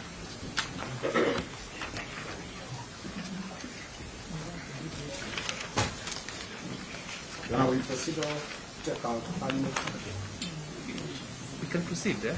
It depends how you intend. As we are ready, we are only asking for the benefit of. How many would be submitting? 4. Starting with the. Let's There's just Kiton, there's Langat, there's the Kesi. You okay with that, Mr. Makori? Or you need some break? A recess? We are fine. We are fine. We proceed. Yes. The only thing that we'll be asking is there something that has been filed so that it can be served? Or it's an oral? Let's see what they will argue. Yes, very well. If there's anything, then you can We'll raise serve them. you with authorities, simply. All right, And, then. our team serve the state with the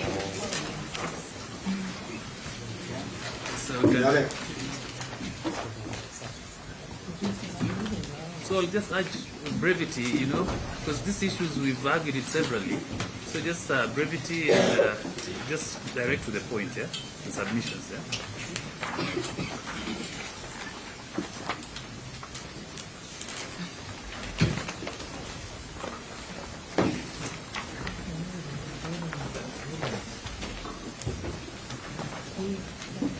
Your Honor, for the record, I remain Felix Keaton. And also, there was another additional attorney at law, Vincent Yegon, also is part of the defense team. Present, Your Honor.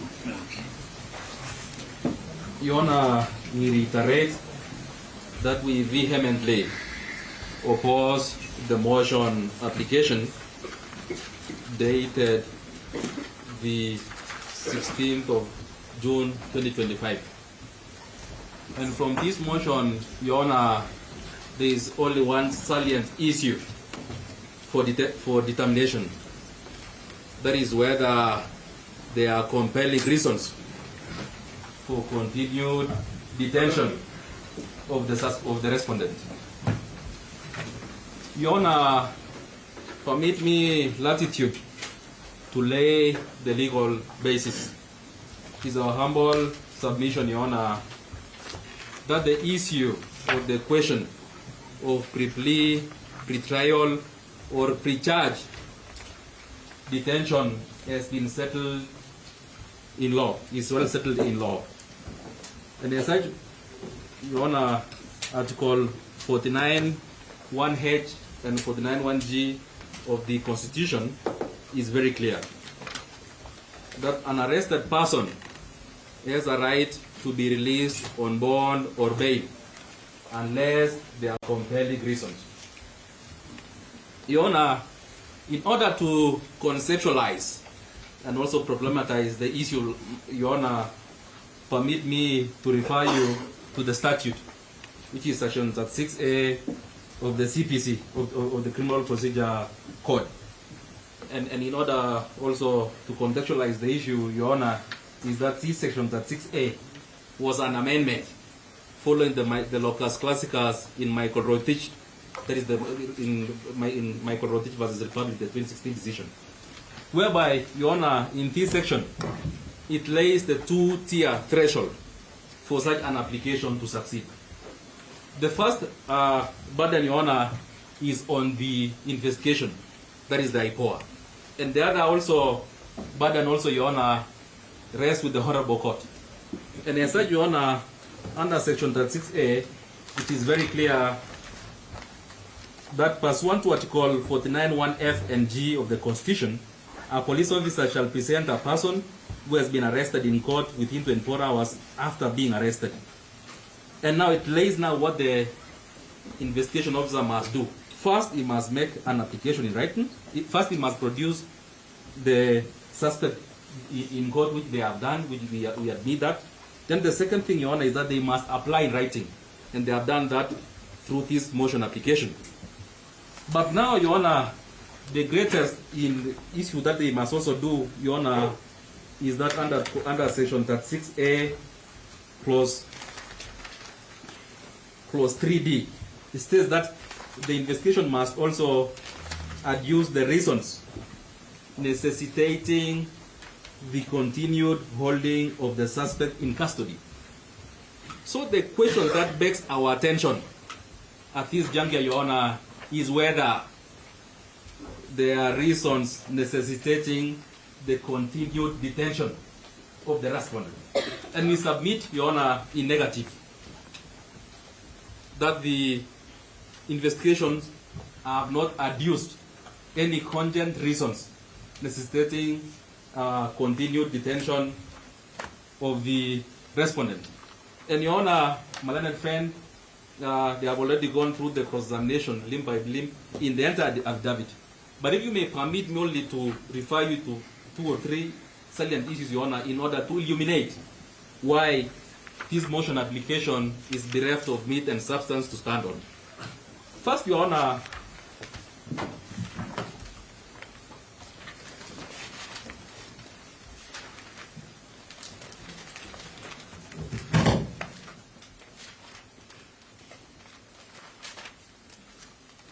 I will refer you, Your Honor, to look at paragraphs 9, 10, 11, and 20 of the affidavit.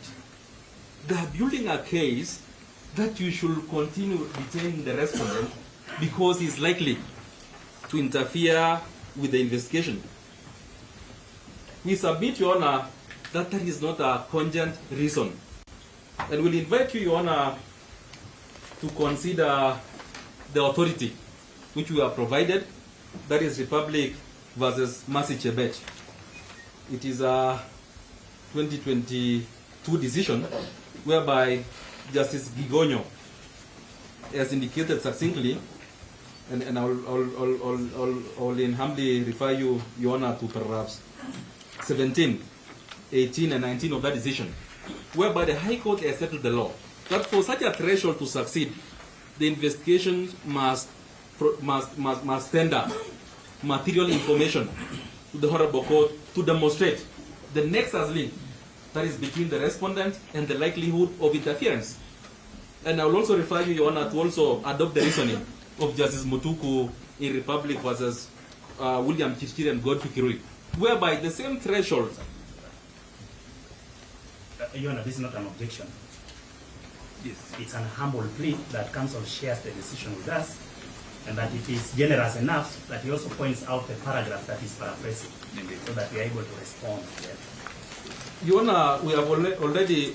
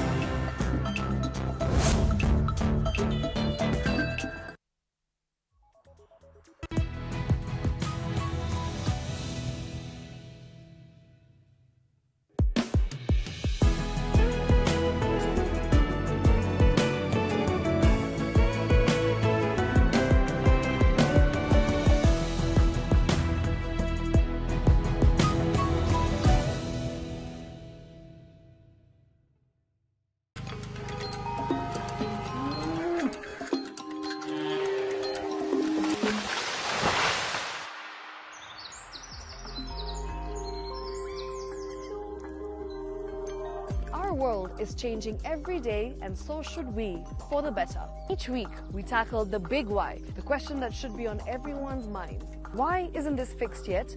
Deforestation, global warming, and the adverse effects of climate change. The future isn't just something that we inherit, it's something that we create. Join us on The Green Fix as we tell the stories of those who refuse to give up.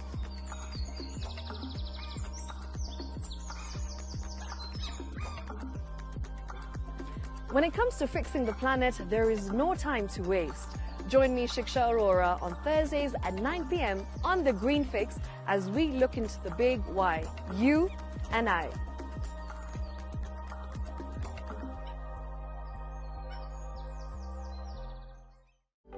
For comprehensive information and education on your health, Body Garage is here. Don't allow anyone to pluck out your good tooth, as long as it is strong and stable. Cancer doesn't start today and you get the symptoms tomorrow. By the time you pick it or the time it is manifesting in you, probably will be there about 5 to 10 years. The eye is the window to the rest of the body. Don't forget to stay hydrated. And of course, you at home do take your water. So the ultimate test is actually you check your urine. Your urine should be clear. Clear like the water? Yes. Should be able to see the other side. of the urine. If your urine is colored or has changed color, you cannot see the other side, then you have not taken enough water. Don't forget regular health checkups. Early detection saves lives. I want the message be, we can prevent cervical cancer. We prevent cervical cancer in several ways. You have young girls and even somebody who's above that age, you can pay at least every 3 years. Somebody should have a pap smear done. If you are 40, 45, 50 going upwards, once a year, please go see a doctor. Yeah, it's just for normal routine maintenance.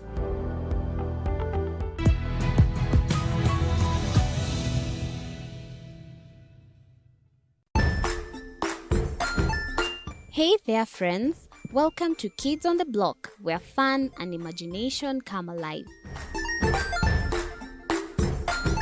We dive into magical world filled with exciting adventures and awesome friends. What position were you in? I was number 2. What position were you? Number 1. He decided to cross the bridge by his house and look for food on the other side. We're going to do half cup of chocolate chips.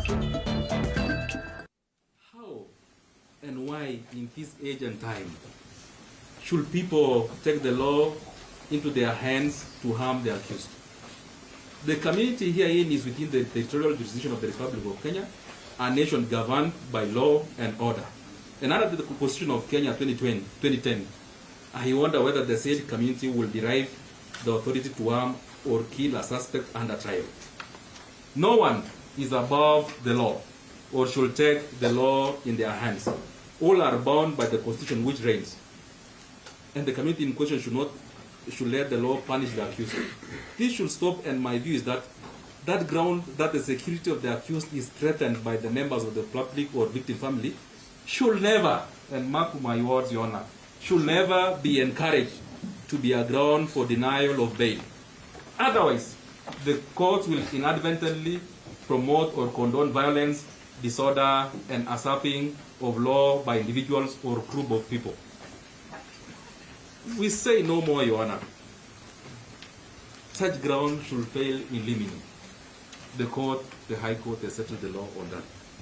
On the other hand, it is even the duty of the police to also guarantee the safety of the respondent. And you have also been told other issues, Your Honor, that they need time to do forensic, to subject the judges to forensic, etc., etc., etc. We submit, Your Honor, that all those reasons that have been given, it can be done without the need for any custodial order. So we submit, Your Honor, that from all the reasons that have been abused, none is cogent and none should pass the master of the law, because they have already done what they ought to have done, and any proposed investigations can be done without the need of subjecting the respondent to custody, Your Honor. Having submitted the limb, Your Honor, that they have failed to demonstrate the reasons necessitating further or continued detention of the respondent, Your Honor, we submit on the second limb, whereby their statute also, Your Honor, has also given the court the latitude or guidance on what you'll do. And we shall invite you, Your Honor, to consider Section 36, Clause 5 of the Criminal Procedure Code, whereby it is stated that a court shall not make an order for the remand in custody of a suspect under subsection 5 unless there are compelling reasons for believing that the suspect shall not appear for trial, may interfere with witnesses or the conduct of investigations, or commit an offense while on release. So, Your Honor, even having submitted that they have not abused that reason, there is a duty that the court also must also satisfy itself before granting any custodial order, that there are compelling reasons that the suspect will not appear during the trial. And there is no such reason that has been advanced by the state, Your Honor. And the other aspect of interference, Your Honor, we have already submitted that there are no material information to persuade you that there is a need to further detain the respondent, Your Honor. And in doing so, Your Honor, on the duty imposed on the court in the 2-3 threshold, That is the threshold in the second tier threshold, which is the duty of the court. We'll invite you, Your Honor, to adopt the reasoning of Justice B.J. Otieno. There is a High Court decision in Ramadan M. Hassan versus DPP. It's a 2017 decision, whereby at paragraph 15 of that decision, Your Honor, it is at pages, you'll find is that authority. It's at pages 43 to 46 of our bundle, whereby the judge reasons this way, Your Honor, that I must add that a judicial officer before whom an application is presented seeking to limit the enjoyment of a suspect's fundamental freedom akin to the right to liberty is duty bound and enjoined by law and the Constitution to be extra vigilant and not to interrogate whether the facts presented to it melt the dictates and spirit of the law invoked before it and are in consonance with the attributes and general philosophy of the Constitution, which guards against arbitrary and unjustifiable limitation or enjoyment of rights and fundamental freedoms. So Your Honor, will humbly persuade you to adopt that reasoning to be extra vigilant in granting such an application, Your Honor, because this being a temple of justice, Your Honor, you hold that mighty sword of Damosil, and you should always strike for the rule of law and nothing else. So having demonstrated, Your Honor, the two-tier threshold, that it fails in every limb, we conversely, inversely submit, Your Honor, that on the other hand, there are compelling reasons to release the respondent on bond and or bail. And we'll humbly invite you, Your Honor, to consider certain factors. Number one, Your Honor, is that the respondent before you cooperated with investigation.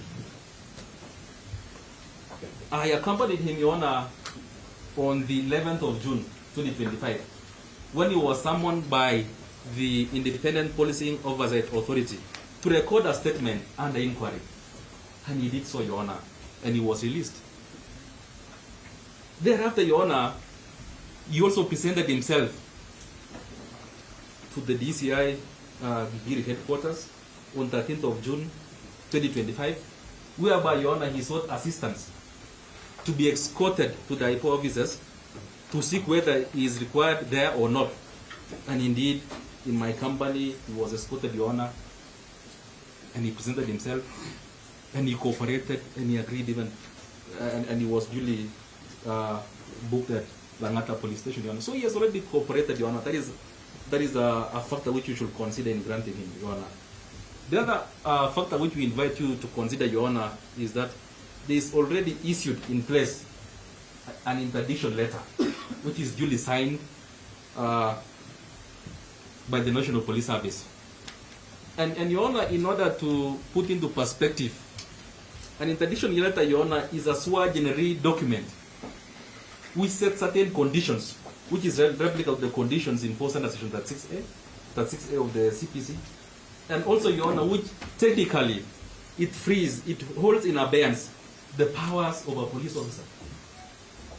In other words, Your Honor, it removes the thief from him. He can't do anything. And from that interdiction letter, Your Honor, which I had a privilege of seeing as an attorney at law, Your Honor, he has been told categorically that he should report to the OCS, to the Eldoret Police Station. So there is also a condition, Your Honor, to demonstrate that he is not a flight risk. There are already safety mechanisms which have been imposed by that interdiction letter, Your Honor. We'll also invite you, Your Honor, to consider the primary consideration of bond and bail. That is to secure the release of an arrested person as and when required. And irrespective of the issues, Your Honor, whether there will be any intended charges or anything, he is still an arrested person within the meaning of Article 49 of the Constitution. And as such, the rights under Article 49 has been activated. And such rights, Your Honor, should be enjoyed to the greatest extent possible. And in interpreting, Your Honor, and in contextualizing the situation, Your Honor, we will humbly persuade you to adopt a latitude that is beneficial to the suspect rather than the state. And in doing so, Your Honor, I will humbly invite you to adopt the philosophy of in Justice Kimaru, as he then was, in Michael Rotich versus Republic, whereby, Your Honor, it's an authority from pages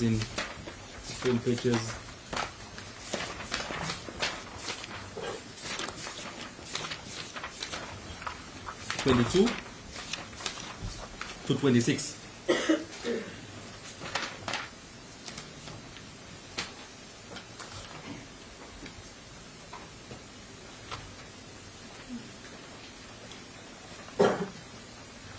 Whereby the judge here in this decision, Your Honor, conceptualized and also reiterated the importance of liberty being in pressures that are personal liberty.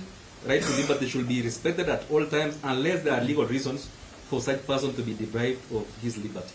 And the police should only arrest a person when they have a prima facie evidence that an offense has been disclosed which can result in such a person being charged with a disclosed offense.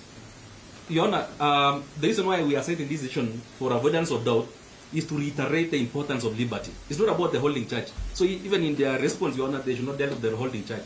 Reasons being, Your Honor, I had a privilege of interacting with this decision, Your Honor, when my then client, Major Rotich, may his Lord rest in peace, was arrested and we went all the way to High Court. And the court made certain findings, Your Honor, including one holding charge and his liberty. But the holding charge question, Your Honor, has already been, there is a mutation of law. So that is no longer applicable, Your Honor, and we shall demonstrate the reason why that decision is no longer, the question of holding charge is not applicable, is because of the second decision, which we have also furnished you, that is in Kenneth Omondi, Ojwang, and 38 others, whereby the same judge also reiterated and illuminated the law, knowing that there was a development, because between that Michael Rotich and this Kenneth Omondi decision, Your Honor, there was an amendment to section 6A of the CPC, so which drastically changed the law. That's why we will also adopt the reasoning of the judge that the reason why this court in the Michael Rotich case required a charge or a holding charge or provisional charge to be presented to the court when the prosecution is seeking extension of time was first to inform the arrested person of the likely charge that he or she may face, and secondly to inform the court on the serious nature or otherwise of the charge. So that was the reason in that development of the jurisprudence, Your Honor. So in grounding our application, Your Honor, and also we'll also invite you to consider another factor, Your Honor, that the suspect before you, the respondent before you, is still presumed innocent.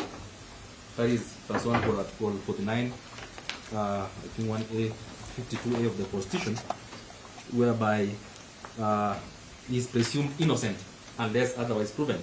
So no matter the veracity, the public pressure or anything, Your Honor, he is still presumed innocent. So we'll also invite you to consider that one, Your Honor. And finally, also we'll also invite you, Your Honor, to consider that is not a flight risk. Yes, fixed aboard, both within Nairobi and also in Eldoret. And it has not even been demonstrated also that is a flight risk. So those are the issues, Your Honor, that we'll humbly invite you to consider in granting him bond or bail, Your Honor. And we'll humbly beg to ground our application on that under paragraph 3 to 5 of the bail and bond policy guidelines, which will guide you, especially on the situational analysis. And we'll also beg to ground our application also, Your Honor, and to support the same also, as per the decisions which we have cited, which we have already provided. That is the authorities, especially the Court of Appeal in Jayendra Gimji Malde versus Republic, whereby the Court of Appeal settled the issue and reiterated the constitutional provision that an arrested person has a right to be released on bond or bail unless there are reasonable reasons not to be released. And also the Court of Appeal has also reiterated that now, unlike in the past, even those persons charged with serious offenses such as murder are entitled to bail on reasonable conditions. And the applicant here is certainly entitled to that bond, Your Honor. And also on that other issues also, Your Honor, which we have been told that they are compelling reasons express the question of interferences, safety and interest, Your Honor. We'll also humbly invite you, Your Honor, to adopt the reasoning of Justice Mativo the Republic versus Zanko Kabage, and I know Malane's senior Clifford Beta also argued that matter, whereby the High Court has laid the test of compelling reasons. That compelling reasons or grounds ought to be proven to the satisfaction of the court. And mere allegations or possibility is not enough. And bail cannot be refused simply because the accused has been charged with a very serious offense. And that the burden of proving such to the court that there is one or more grounds rests solely with the prosecution, and there is no time whereby the burden can shift to the respondent, Your Honor. We'll also rely on the other decisions which we have tendered, Your Honor. Naam, mtazamaji, ni taarifa ambazo tunazidi kuzikusanya ili tukujuze muda unavyozidi kusonga, lakini hivi sasa waziri wa usalama Kipchumba Murkomen anazungumza kuhusiana na mustakabali wa usalama humu nchini. Hebu tusikilize.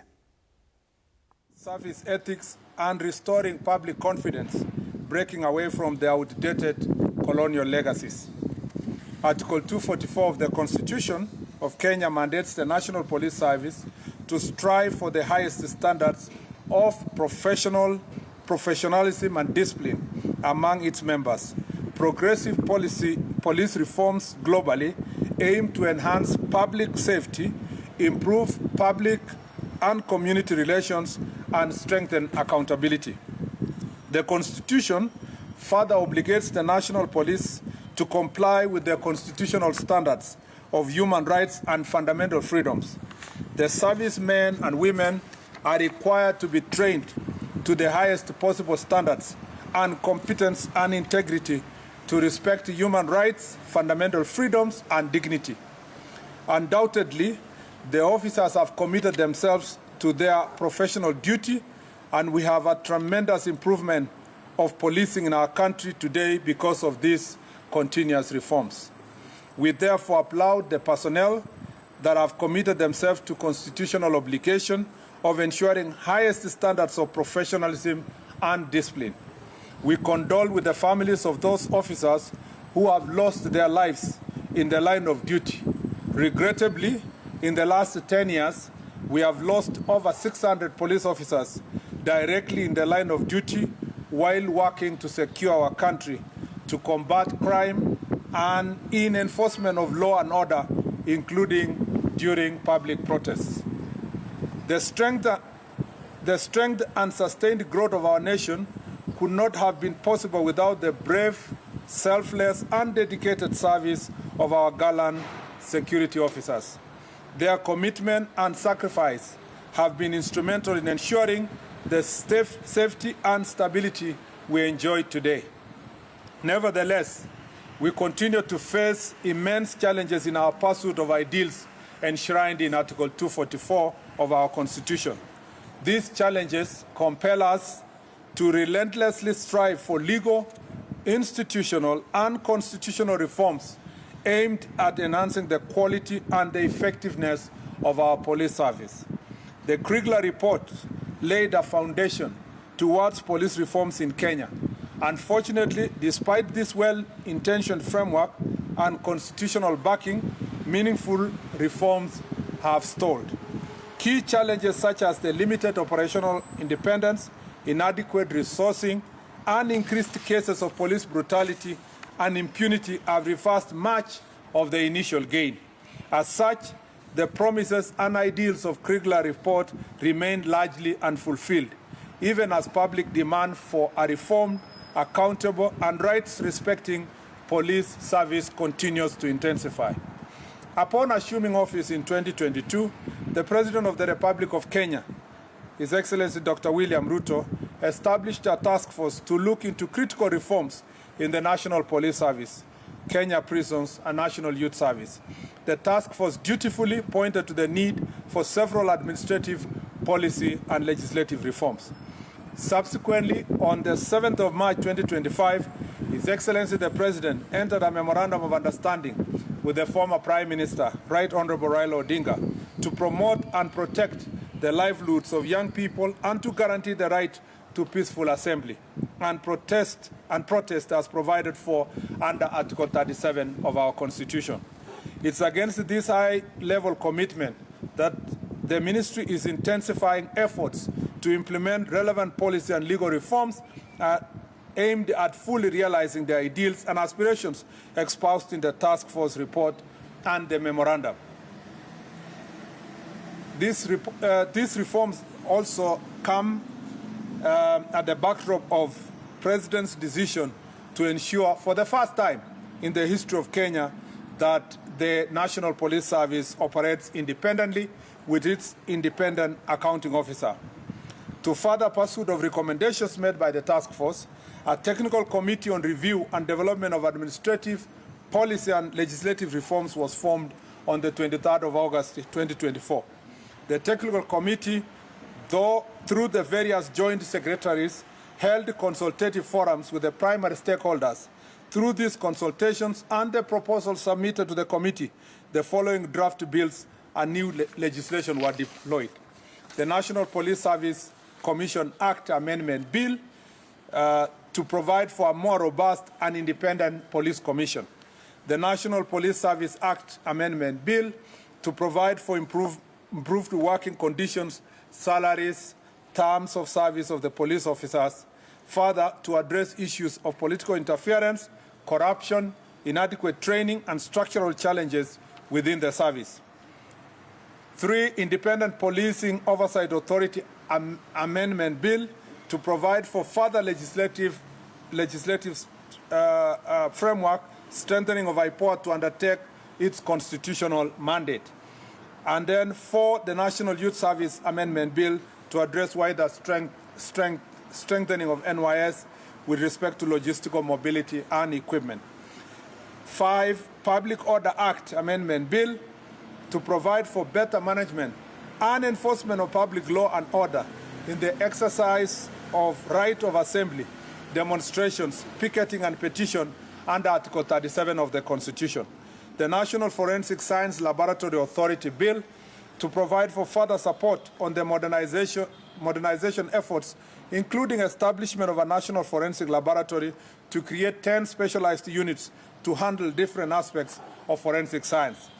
The National Police Service Veterans and Fallen Heroes Bill to address various aspects of welfare of the veterans and the support system for families of the fallen soldiers. All these bills are in the final stage before they can be presented before Cabinet and then tabled in National Assembly and the Senate. As highlighted, it was not always the norm for the police that the police were held accountable for the actions in extrajudicial cases of police brutality. Post the 2010 Constitution, we have had remarkable accountability framework that have led to the punishment of police officers, such as in William Kimani murder in 2016, where 3 police officers were convicted of death for the murder of human rights lawyer Willie Kimani, his client Josephat Mwendwa, and their driver Joseph Mwiruri. B, Baby Samantha Pendo case of 2017, where 4 police officers were charged with the murder of 6-month-old baby Samantha Pendo, who was killed during post-election protests in Kisumu in 2017. 3, Martin Koome murder of 2013, where police officer at the rank of an OCS was found guilty and sentenced to death for torturing a suspect to death inside a cell. Among many other instances that the police have been dealt with, family for breach of law and the Constitution. Although we have experienced worse incidents in the past, the progressive nature of our law and policy will soon make such occurrences rare in our country. Incidents such as bodies being dumped in Yala River,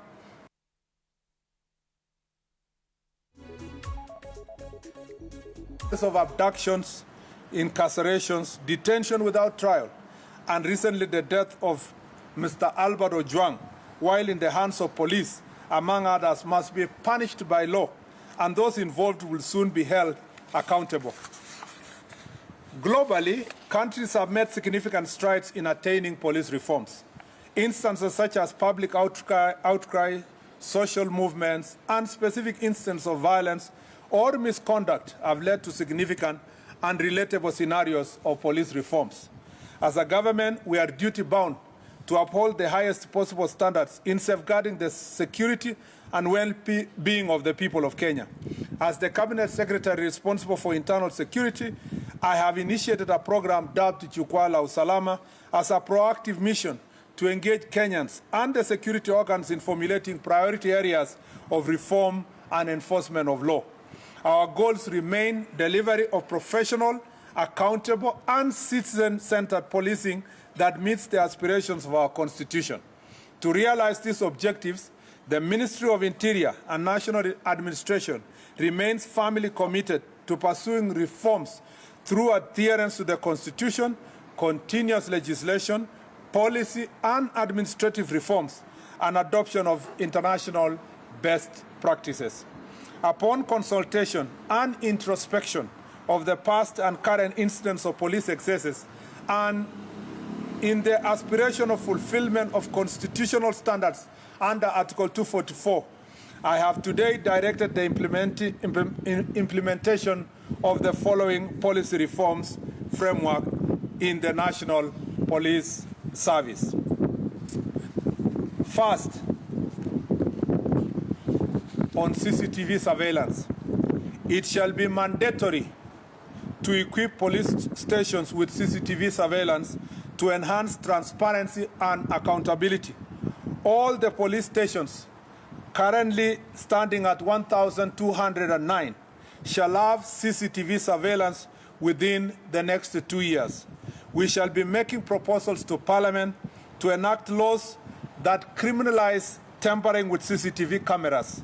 The surveillance system shall be in the custody of the officer commanding station, and the said officer shall be required to ensure that the system is always functioning, and instances of fault, it shall be reported within 1 hour through the established chain of command.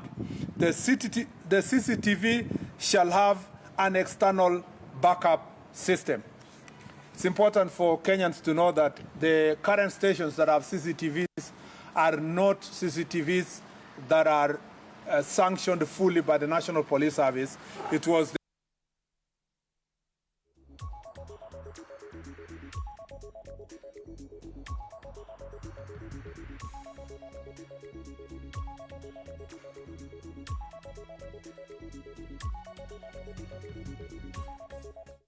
Mtazamaji, ndo hotuba ya waziri wa usalama Kipchumba Murkomen akielezea masuala ya usalama wa taifa, ambapo amekuwa akizungumzia mikakati ipi ambayo imewekwa kuhakikisha Wakenya na mali yao inalindwa vilivyo. Hebu tuendelee kusikiliza yale ambayo yanajiri kutoka eneo la Harambee House.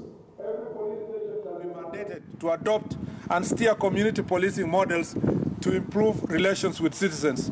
This integration with the local community will lead to greater accountability and improvement of working relations. 4, regular audits, evaluations, and performance review. I have directed an immediate establishment of a policy framework for conducting independent audits of police practices, procedures, and use of resources to ensure compliance with established policies and identify areas for improvement. Working together with civil society, religious leaders, and other stakeholders, we shall ensure regular audits and evaluation with awards to the best police officers and others. We are creating systems that evaluate officers' performance based not just on enforcement metric, but also community relations and adherence to requisite ethical standards. This framework shall establish both the criteria for reward and sanction of respective police officers. 5, training and education. I have directed the establishment of continuous professional development training on all officers beginning with the OCSs, who shall be required to undertake minimum training annually on set of constitutional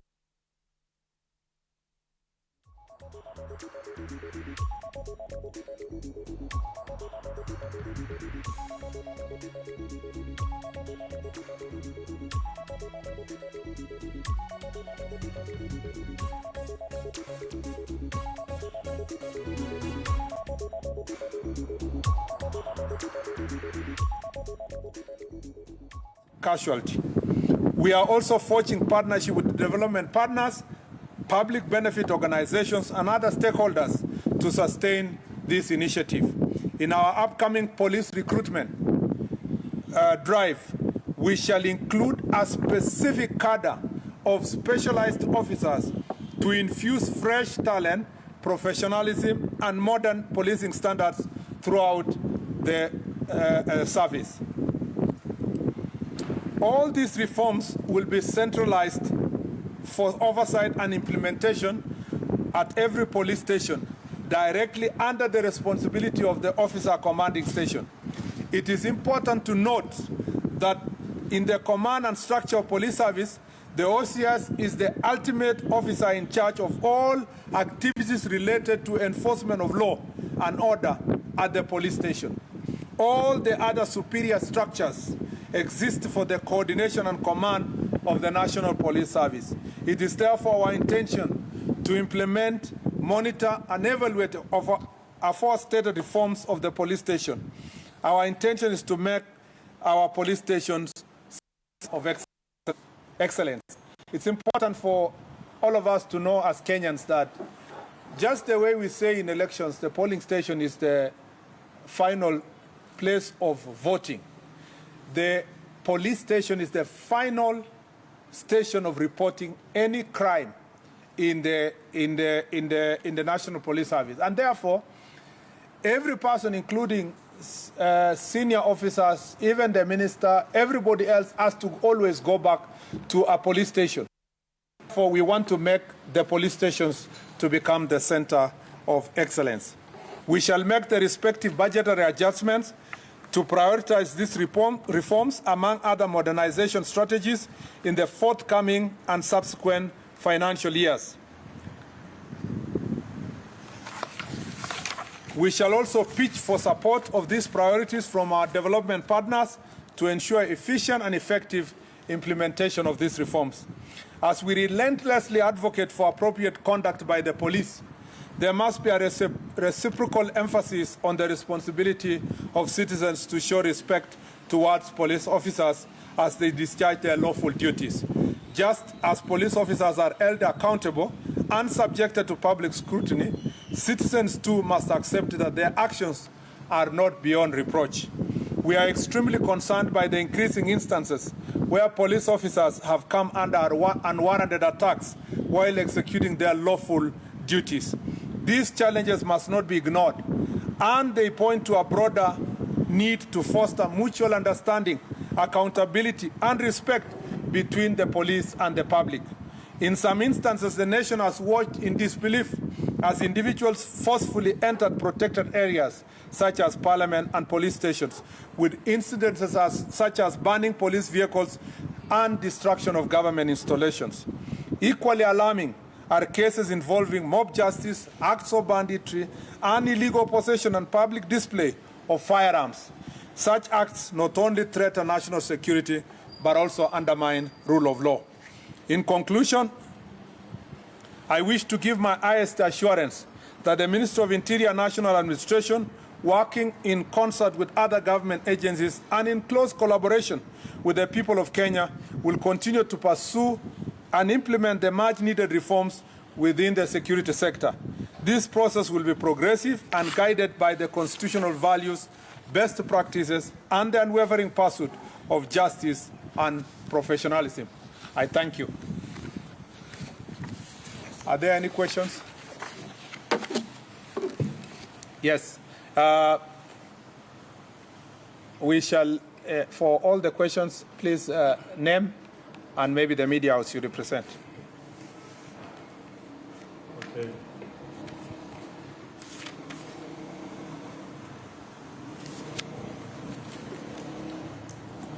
Yeah, Waziri.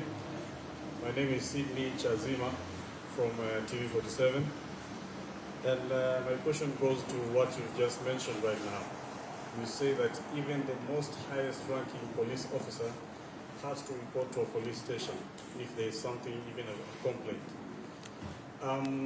in the run-up to the death of Albert Ojwang, we've heard that the DIG Lagat had a complaint about it. We would like to know which police station you reported to, if there's an OB, and if it is the DCI, was it documented or just a word of mouth? Then, secondly,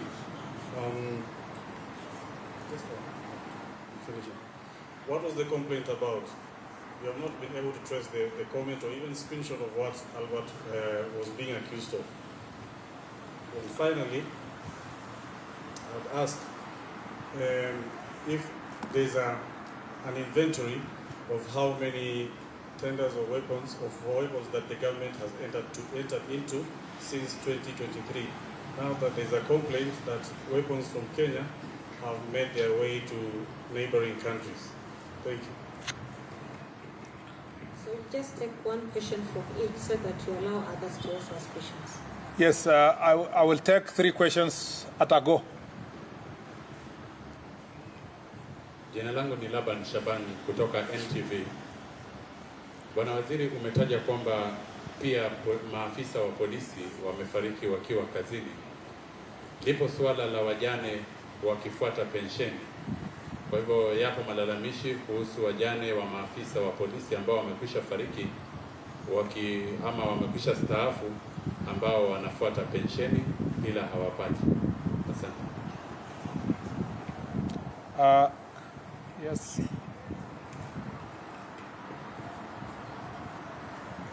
Good afternoon, Waziri.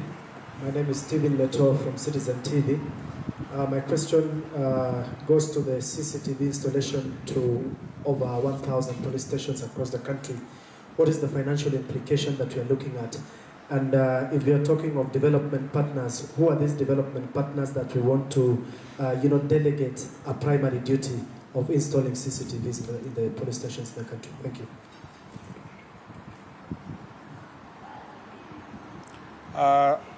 Let me start with on the issue of the current investigations that are going on in relation to the death of Mr. Albert Ojwang. I would rather leave that issue to the Independent Policing Oversight Authority for the simple reason that I am aware that they are making progress insofar as the investigations are concerned, and they will be going ahead to provide an update to the public. During that press conference, if they call the media houses, and I suspect that they will do so, it would be the best venue for us to interrogate the issues. But also just to make sure that we do, using our office, we don't interfere with the investigations. As you can see what's going on in court, I would respectfully request you, because of the circumstances under which these investigations are ongoing, that we let that pass and wait for the process as it's going on in Parliament. It's also important to note that some of the issues you raised, including what was the complaint, what was the nature of the complaint, had already been answered by the IG and the DCI in the Senate. And some of those comments were on record in the Senate. And therefore, because of the advancement of the investigations, I'd rather leave it to that position.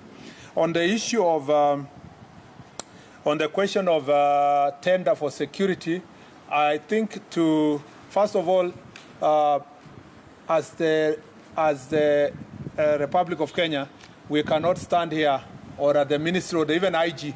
You will never get that information you are looking for, where you stand and come and say, we have this number of ammunitions or we have this number of this. It's not possible for any country in the world to go and announce this publicly to any person because that is a highly classified security issue. However, I know where you are going. Your question was related to what was in the media about munitions and issues of other countries. I think my responsibility is issues related to internal security. That's why it's called Minister of Interior. So I have my responsibilities only confined to issues that are related to security in our country. Other issues that are happening between Kenya and neighboring countries or other parts of the country are better addressed through foreign affairs, not internal issues. I'm confined within the boundaries of our country insofar as issues of security is concerned. On the issue of swali nzuri limeulizwa na Laban kuhusiana na pensheni ya maaskari wetu. Ninajua ya kwamba kumekuwa na shida, si kwa upande wa askari peke yake, lakini public service wote wakijaribu kupata budget ya kuhakikisha inalipa mambo ya pensheni. Lakini uliposikia vile nilisoma, baadhi ya mabadiliko ama reforms ambayo tunafanya inahusikana na Veterans Bill. Nia yetu ni kuhakikisha kwamba through that Veterans Bill tutakuwa na njia mwafaka ya kuhakikisha kwamba wale wanaondoka kutoka ofisi wanalipwa haraka, na pia sio wenye wanaondoka peke yake, wale wanapoteza wapendo wao katika wakiwa kazini watakuwa wameshughulikiwa ipasavyo. Ndio unaona hiyo Veterans Bill ndio moja ya yale sheria ambayo nilisoma ambayo tunataka kupitisha ifikie bunge ili tukue na njia mwafaka ya kuhakikisha muda ambayo inahitajika kulipa pension na mambo mengine. Hata hivyo, kupitia bajeti ambayo National Police Service imepata, kumekuwa na bidii kwa upande wa National Police Service kujaribu kulipa wale ambao pension yao imekaa sana kadiri ya uwezo wao kupitia ile bajeti ambayo tumepewa na bunge. Kwa mambo ya financial implication, I want to say that we will leverage on the working relationship we have with the Ministry of ICT and with the support of also CAK, Communication Authority of Kenya. We are going to forge this partnership, which has been ongoing between us and these institutions, to see how we can install these CCTV cameras within the next 2 years. The ultimate budgetary allocation will be determined by the working partnership we have put in place. I need to say that we are not saying we are abdicating this responsibility to our development partners. And I am very clear in my mind that it is not the responsibility of the development partners to do so. It is us, but we leverage on the working partnership that are already existing. Some of the partnership are between us with the UNDP, which is already ongoing partnerships, between also us and the World Bank, between the government and the government of UK, and between the government and European Union. These are existing partnerships that are cut across ministries. But particularly for this ministry, we want to retrofit the programs that we have been having with them and see if we can urgently put some of the already committed resources towards making the police station a center of excellence and making it mandatory for all these police stations to have the CCTV cameras. I also needed to say that it is not just enough to talk about the CCTV. We are speaking about police stations that have very old infrastructure. Some of the police stations are actually colonial infrastructure. So it requires also building of the infrastructure itself.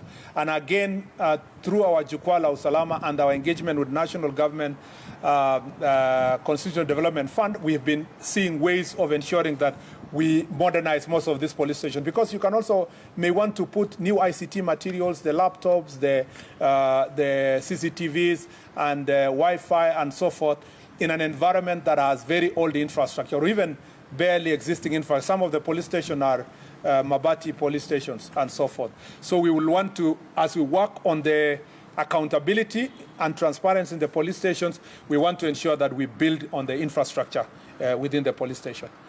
The last three questions. Yes, Bwana Waziri, my name is Eric Orenda for Citizen Radio. There's been a clamor and push from a section of Kenyans for the DIG Lagai to step aside on his side. And some are even threatening to go to the street from tomorrow. From where you sit, do you think that's the prudent path to take to suppress the tension, the pressure of protest ahead of tomorrow? Thank you. Mr. CS, my name is Winfrey Owino from KTN. You've mentioned digitization of occurrence books.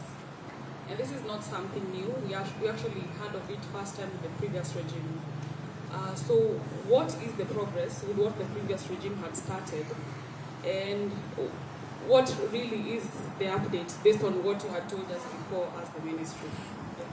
Thank you. The last one, if any, and if none, then I appreciate. Good afternoon. I'm Camila Lunani from K24. And I was asking, or many Kenyans are asking, when will this end? Like, when will the police brutality end, so that Kenyans can have trust in the police with their lives, with certain issues that they may be going through? Can we believe that the police will take care of us?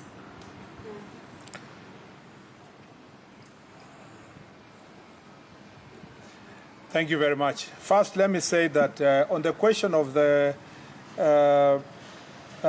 first question by Eric was in relation to the role of the DIG in the question of the issue to do with the murder of Mr. Albert Ojwang. I'd like to say that, and whether or not he should resign. I'd like to say that the investigations, as I've already said earlier, are going on with IPOA. IPOA is doing its part in terms of investigations. DIG Lagat is a seasoned police officer who understands what it takes to carry out matters of investigations and where or whether or not his conduct or act or position can affect that investigations. And I think we will cross the bridge when we reach there. When there is a closer relationship between the investigation that IPOA is doing and what he considers to be an interference, I think we will cross that bridge when we reach there. At the moment, let's leave the IPOA to do its part, but also the DIG himself to assess the extent of his involvement based on the investigations that are going, or his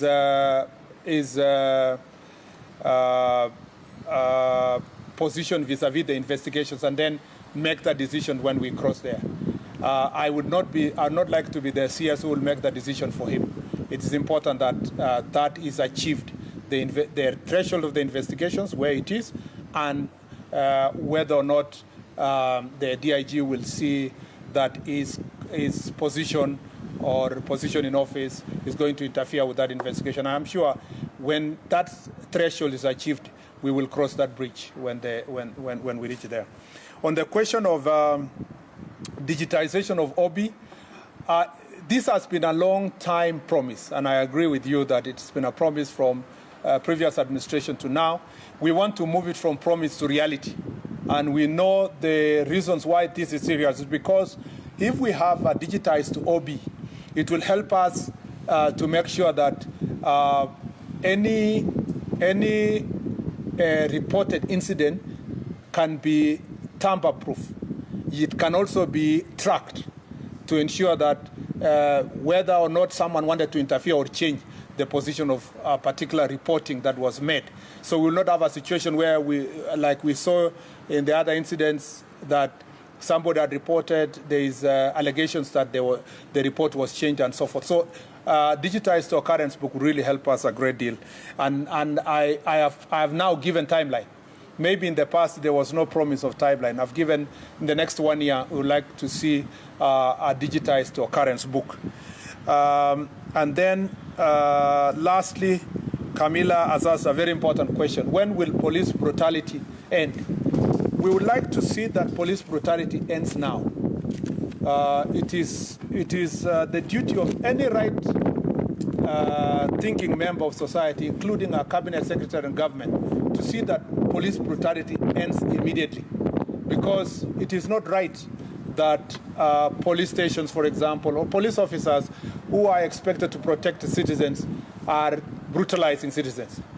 But as you know, reality on the ground is that this is an area that governments and countries all over the world have struggled with over time. Even the most advanced democracies, like the case of the US with the George Floyd a few years ago. But very conscious societies will ensure that when an incident happens like the one for Mr. Albert Ojwang, you don't, as unfortunate as it is, you don't allow that incident to be part of the statistics. It's also an opportunity for us to rise up and say, what else can we do? Like in the instance that we have proposed here, what else can we do to make the police station safe in respect and honor of those who have suffered, like the case of Albert Ojwang. That way, we can put meaningful,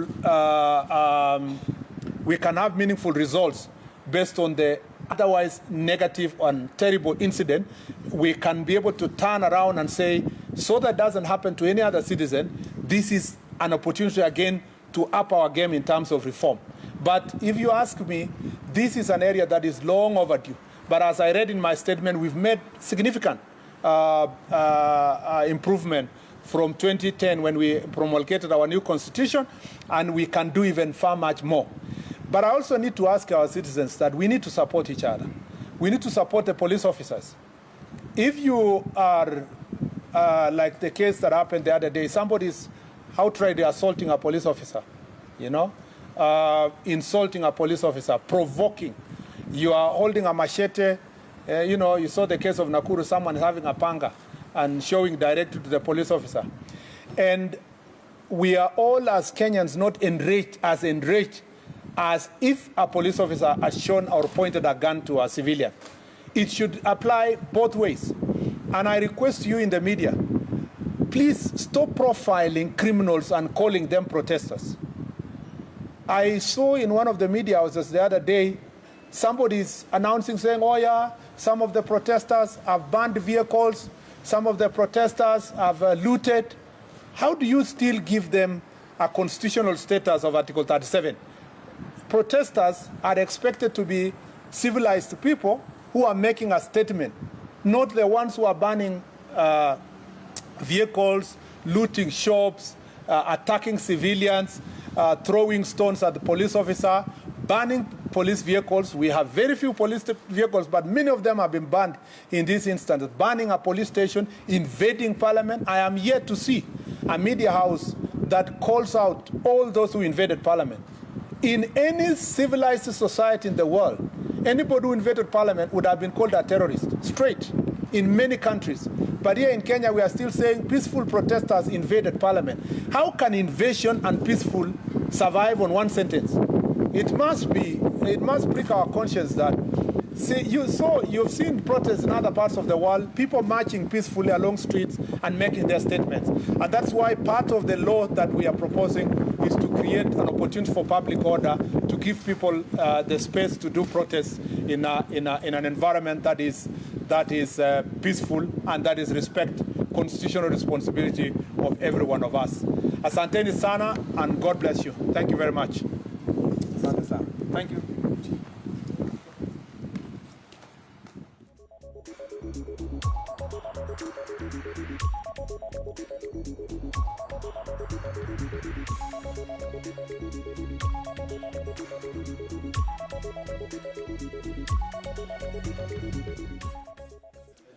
Day of July 2014. Then I'll refer to paragraph 8, and we have given a copy to the state, and we have given a copy to the court.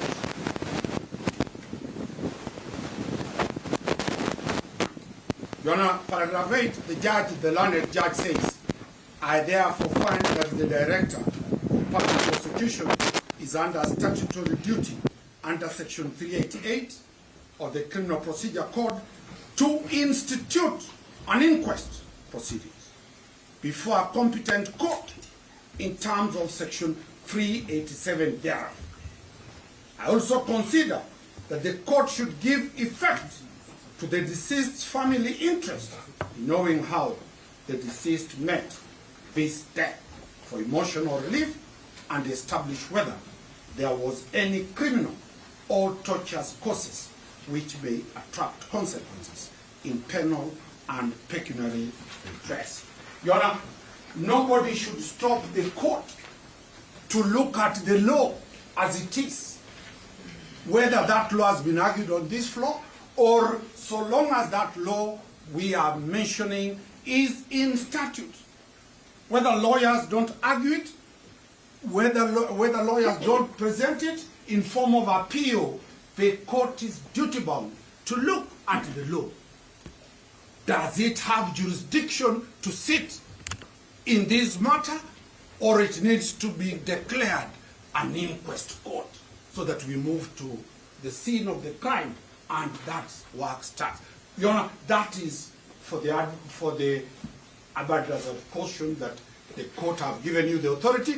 You will assess whether this matter, and now Mr. Whitty can understand what I'm saying, flagrant disregard to sections of the law that are statutory is political. So that is why my client I is think you've made your point, yeah? we have no more. So I'll let any rejoinder on the side of the state. Yes, Your Honor. We will have very brief comments. Unfortunately for us, or luckily, yes, we do not have the leg room to go political. Your Honor, I'll start with the last point on whether or not an inquest which has been brought through the window is available or is an obligation of this court as suggested. It's something I've written on, so I can quote one decision on this.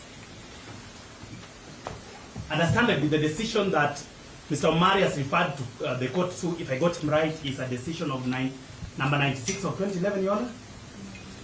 93. 93 of? 2011. 2011. So he's my good friend. He may not have seen what Honorable Justice William Musyoka says in Dennis Rosanna Manyibe.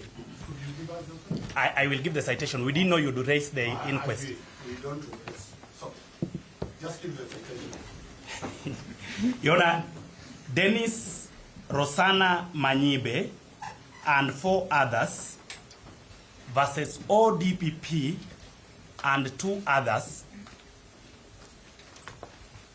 The good judge is not only an authority in law of succession. He delivers a beauty of a judgment. The citation of this case is Kakamega Criminal Revision number E001 of 2022. E001 of 2022. And basically what the judge is doing is the nature of inquests in post-2010 Kenya. And I'll read one paragraph. This is what he says. I quote him, "The first is whether it was necessary," which is what Mr. Omari is telling you, "in the first place to conduct the inquiry in view of the letter by the first respondent, the ODPP. The purpose of conduct of inquest proceedings is to primarily determine the cause of death, particularly where it is suspected that the same was by hand of another. Where the persons responsible for the death are known, there would be no need to conduct an inquiry. The suspects ought to be arrested and arraigned to answer to a charge of either murder or manslaughter or any other related offense. The inquest would be conducted where there is doubt or where the causation is clouded in some mystery for the court to unravel the mystery. Where there is no mystery or the circumstances are fairly clear, then the first and second respondents need not ask the court to conduct an inquest." Now, this is part of the law on inquest post-2010. There is a similar decision by J.B. Ojwang. He was a judge by the time. He rose all the way to the Supreme Court. And the decision which I would invite the court to have a look at is Nisha Sapra versus Republic. This is way before the Constitution of Kenya 2010, but it still has the same principle. There's also the decision of Honorable D.S. Majanja J. May the Lord God put his soul in eternal peace. In re-estate of Philip Otieno Odhiambo. Re-estate of Philip Otieno Odhiambo. This is reported in 2015. And finally, on the question of inquests, one of my favorite judges, Justice Mwongo, my phone has just gone off, Your Honor, but I'll provide Justice Mwongo's decision. Help us more knowledge. You know we are students. In those decisions, where was the scene of the death? Just tell the London. All right. Only that. Sorry, Your Honor, I will not answer that. You've made your point, and actually, this case of Nisha Sapra, I'm Yes. familiar with it. Thank you very much, Your Honor. Let's not focus more on the inquest. I am done with the point. The substratum of this issue is the Thank you. pre-charge detention. Thank you. Let's just focus on that. Thank you, Your Honor. Yes. I am well guided. Yes. Actually, that's why I started with it first. We are done with the question of the inquest. Now, Your Honor, I wanted to read for you the decision of Titus, the Court of Appeal decision on Titus Ngamau, but because my phone is off, I'll just ask them to get it for me, because I think we need a point of reflection in this matter. With a lot of respect, I think the defense have treated this matter with some lack of seriousness, with a lot of respect. And that's why you hear questions like, release him on a bond of 7,000, release him on free bond. This court is bound by Section 60 of the Evidence Act, and this is 60, subsection 1, subsection O, to take judicial notice of matters of public notoriety. Judicial notice of matters of public notoriety. This court is human and does not live in vacuum. This court has eyes. You can see the number of media officers here. You can see the number of Kenyans in court today. This matter cannot be treated with a lack of seriousness. And what is the matter? The matter is that we are saying a Kenyan died in a Kenyan police station. And that Kenyan is identified as Albert Ojwang. Of course, we are both Luos, but that's not why I'm making this argument. True. That is a disclosure of conflict, possible conflict if there was. There is also admission from the defense that the person sitting as the respondent before you is the OCS. While they had questioned it in their affidavit, they have admitted severally. And not just the OCS. He's the OCS of, according to Mr. Cliff Mbeta, one of the greatest stations in Kenya. And that is not enough. According to Mr. Omari, he has been in the police service for 29 years. Now, with that point of reflection, just before I get to the decision of Titus Ngamau Musila Katitu, a police officer who has been in service for 29 years, who else would have more influence, either on witnesses and or the investigations? And with that point of reflection, allow me to just read paragraph 1, because the Court of Appeal, this is what the Court of Appeal says in the decision of Titus Ngamau Musila Katitu versus Republic. This decision is delivered on 24th April 2020 by Justice William Ouko, may rest in peace, Fatuma Sichale, and, William Ouko, I withdraw that, Fatuma Sichale and Ole Kantai. And this is what they say. This is why it is hurting me at this point. The blue code of silence, which we are being told not to talk about, is a common phenomenon spanning across different countries and police cultures in America, Europe, Asia, and even Africa. Kenya is part of Africa. Allow me to just read this. It is the unwritten rule according to which police officers never provide incriminating information about their colleagues, to close ranks in silence, and to cover up knowledge of a fellow officer's wrongdoing with a collective blanket of self-preservation. The offense we are talking about today is the offense of murder. There is no greater offense leading to self-preservation than the offense of murder. We admit that all offenses in Kenya are available, but there is no greater need for self-preservation where a police officer, no less than the officer commanding the station, is intended to be likely charged with the offense of murder. A feeling of esprit de corps among officers who by and large depend on each other for their very risky lives as they confront the violent and hostile world of policing and crime. This background is important, and I hope it is also important to us today in our consideration of this appeal, because the police in Kenya, as we shall demonstrate, the three judges are speaking, as we shall demonstrate in this case, as in others before it, has in certain circumstances engaged in the practice of covering up for each other. And the court proceeds to give examples.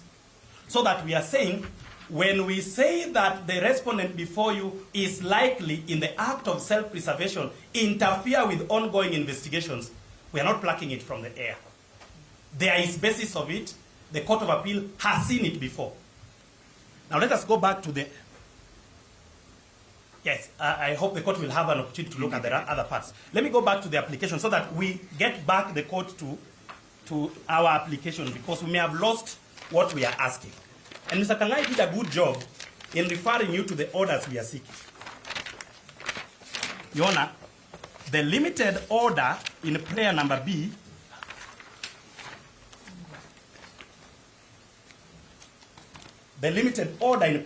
is that the respondent be remanded at the Langata police station or any other police station within the Republic of Kenya as the investigations may dictate to enable the applicant conclude investigations. The main primary reason why we are asking to hold him is to enable the applicant, IPOA, complete investigations. Now, there are very few questions which are necessary to contextualize. Is Albert Ojwang dead? Yes. Did he die in a police station? Yes. Was the police station, Central Police Station in Nairobi? Yes. Is the respondent the officer in charge of that station at the material time? Yes. Has the IO informed you that investigations are ongoing? Yes. His affidavit evidence has not been contradicted or controverted. There is no denial that there are investigations. Coupled with the public interest, even as we presume the respondent innocent, would it be in the interest of the victim? We have seen, just like them from social media, the father of Albert Ojwang, confused, running across Nairobi. Is it in his interest as the victim and his family that the respondent should be released on 7,000 or free bond? Because the rights belong to who? Accused persons. And our answer is no. Your Honor, we are at an investigation stage.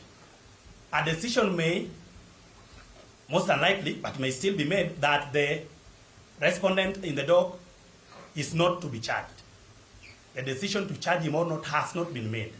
We are asking you, because of the complexity of the matter and because of the blue code of the police, which has been judicially noticed by the Court of Appeal of this country, allow us 21 days to complete investigations. If the investigations are complete before the 21 days, Mr. Jibril is a good man, except that he gets a little angered like me sometimes. If we complete these investigations before the 21 days, Mr. Jibril, you can confirm we can come back to court. Yes, Your Honor, I do confirm. We pray with you that approximation as per now is that 21 days will do justice not just to us, but also the respondent, so that we establish, as his advocates are suggesting, that he was not involved in this matter. As I conclude, Your Honor, there is a deliberate distinction by prioritization of Article 49(1)G and Article 49(1)H. I have always believed that when provisions of the law are put distinctly and separately, they mean different things. So that on the burden and standard of proof, Article 49(1)G, which requires at the first appearance that he be charged or informed of the reason for his detention or to be released, once we have given the reason, we have met the threshold.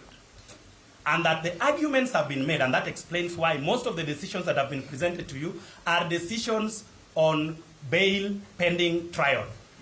So that all we needed, in my view, in my very respectful view, is that the threshold is met once the reason is given and it is satisfactory to the court. The arguments about compelling reasons, arguable reasons, are reasons which are better still placed on arguments for bond pending trial. Let me hit the last point, which is apprehension vis-a-vis likelihood. I have heard Mr. Ompeta, who I respect so much because the decision in Dwight Sagarai is one of my best read decisions in this country, tell this court to ignore the bail and bond policy guidelines. Although he said it in passing, but that was very unfortunate in my view. Because the bail and bond policy guidelines is intended to standardize the application of the law on bail and bond in Kenya. And if I get it right, I think it is clause 4.9 of the bail and bond policy guidelines. The word likelihood is used at least 3 times, so that the likelihood to interfere with investigations is a sufficient ground, even if we were arguing bail pending trial, to deny bail. But on this lower threshold of a balance of probability, where we are asking you to let us complete investigations, the likelihood to interfere with investigations, as my brother will tell you, where there has been uncontroverted evidence of interference with CCTV, that likelihood is very high.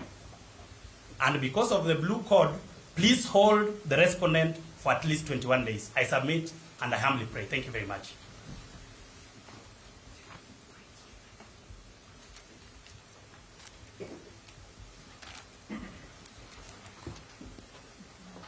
Yes, Mr. McCorry. Yes, Your Honor, just to finish, I would want to refer you to the affidavit. And this is the reason why I was highlighting earlier about some paragraphs. Let's look at paragraph 11 of the affidavit, where the respondent is alleged to have hired a technician to interfere with the CCTV system at Central Police Station.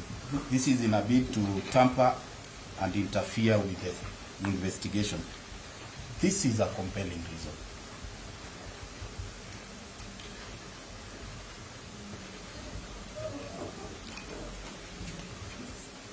Your Honor, paragraph 13D,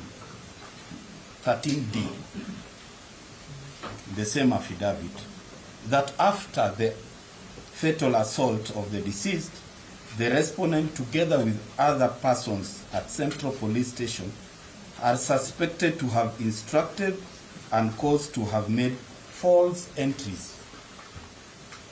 Sorry, that's paragraph? Paragraph 13D. D, okay. Yes. That the respondent, together with other persons at Central Police Station, are suspected to have caused to be made false entries in the police records, of course with a view of misleading the investigations. Again, paragraph 17.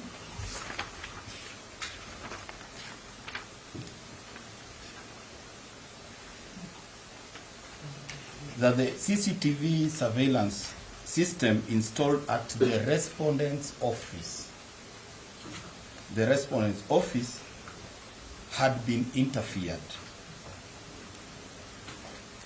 with the DVR power cable disconnected, and the DVR logs indicated that the operating discs had been changed and formatted. And we have gone further to even indicate the timings. That is on the 8th June 2025 at 7:28:43 hours and 7:32:29 hours. Your Honor, paragraph 18, still on the tampering of the CCTV.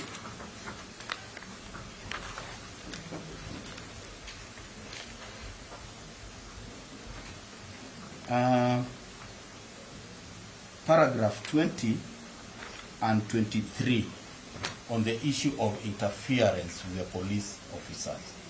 These are compelling reasons. With that said, Your Honor, we still request and we urge you that you grant us the 21 days, which will be sufficient to complete the investigation. That is all from the prosecution. Your Honor, if you please. Yes, please. I'm sorry for coming in late. It's okay. My name is Julius Juma. Julius? Yes. Okay. I request that I keep left on record. Yes. For the family of this. Okay.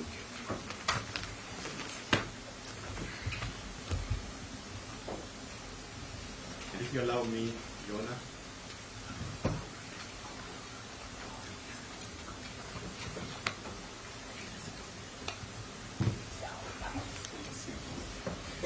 Yes. How would we respond? His name, the keeper thing. How would we respond?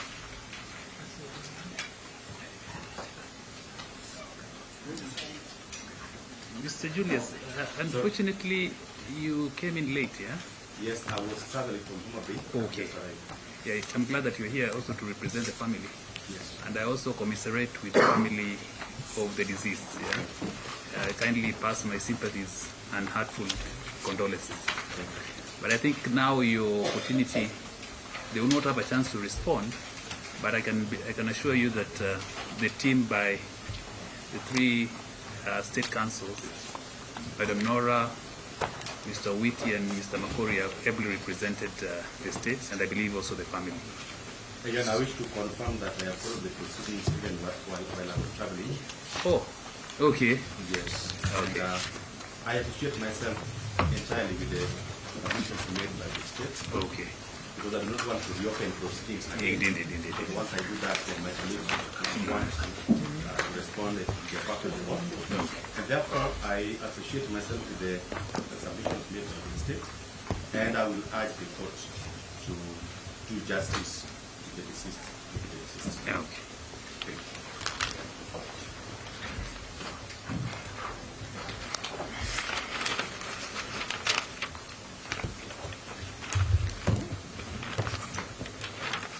So first of all, I wish to thank all the parties for the erudite arguments and submissions.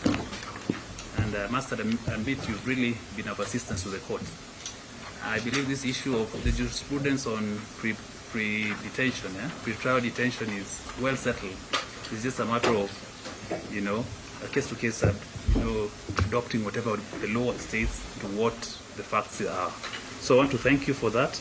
I propose we come back on Wednesday at 2 p.m. for a ruling. So in the meantime, I'm not sure, can the respondent still be detained remanded at the Langata? Yes, sir. Okay. We have no much.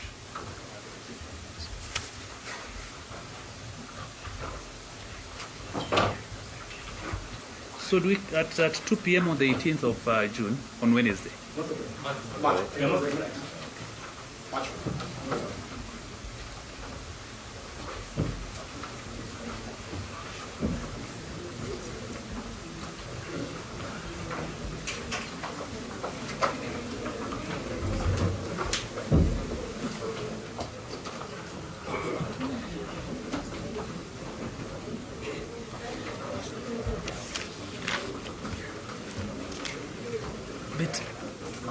Betty, we approve.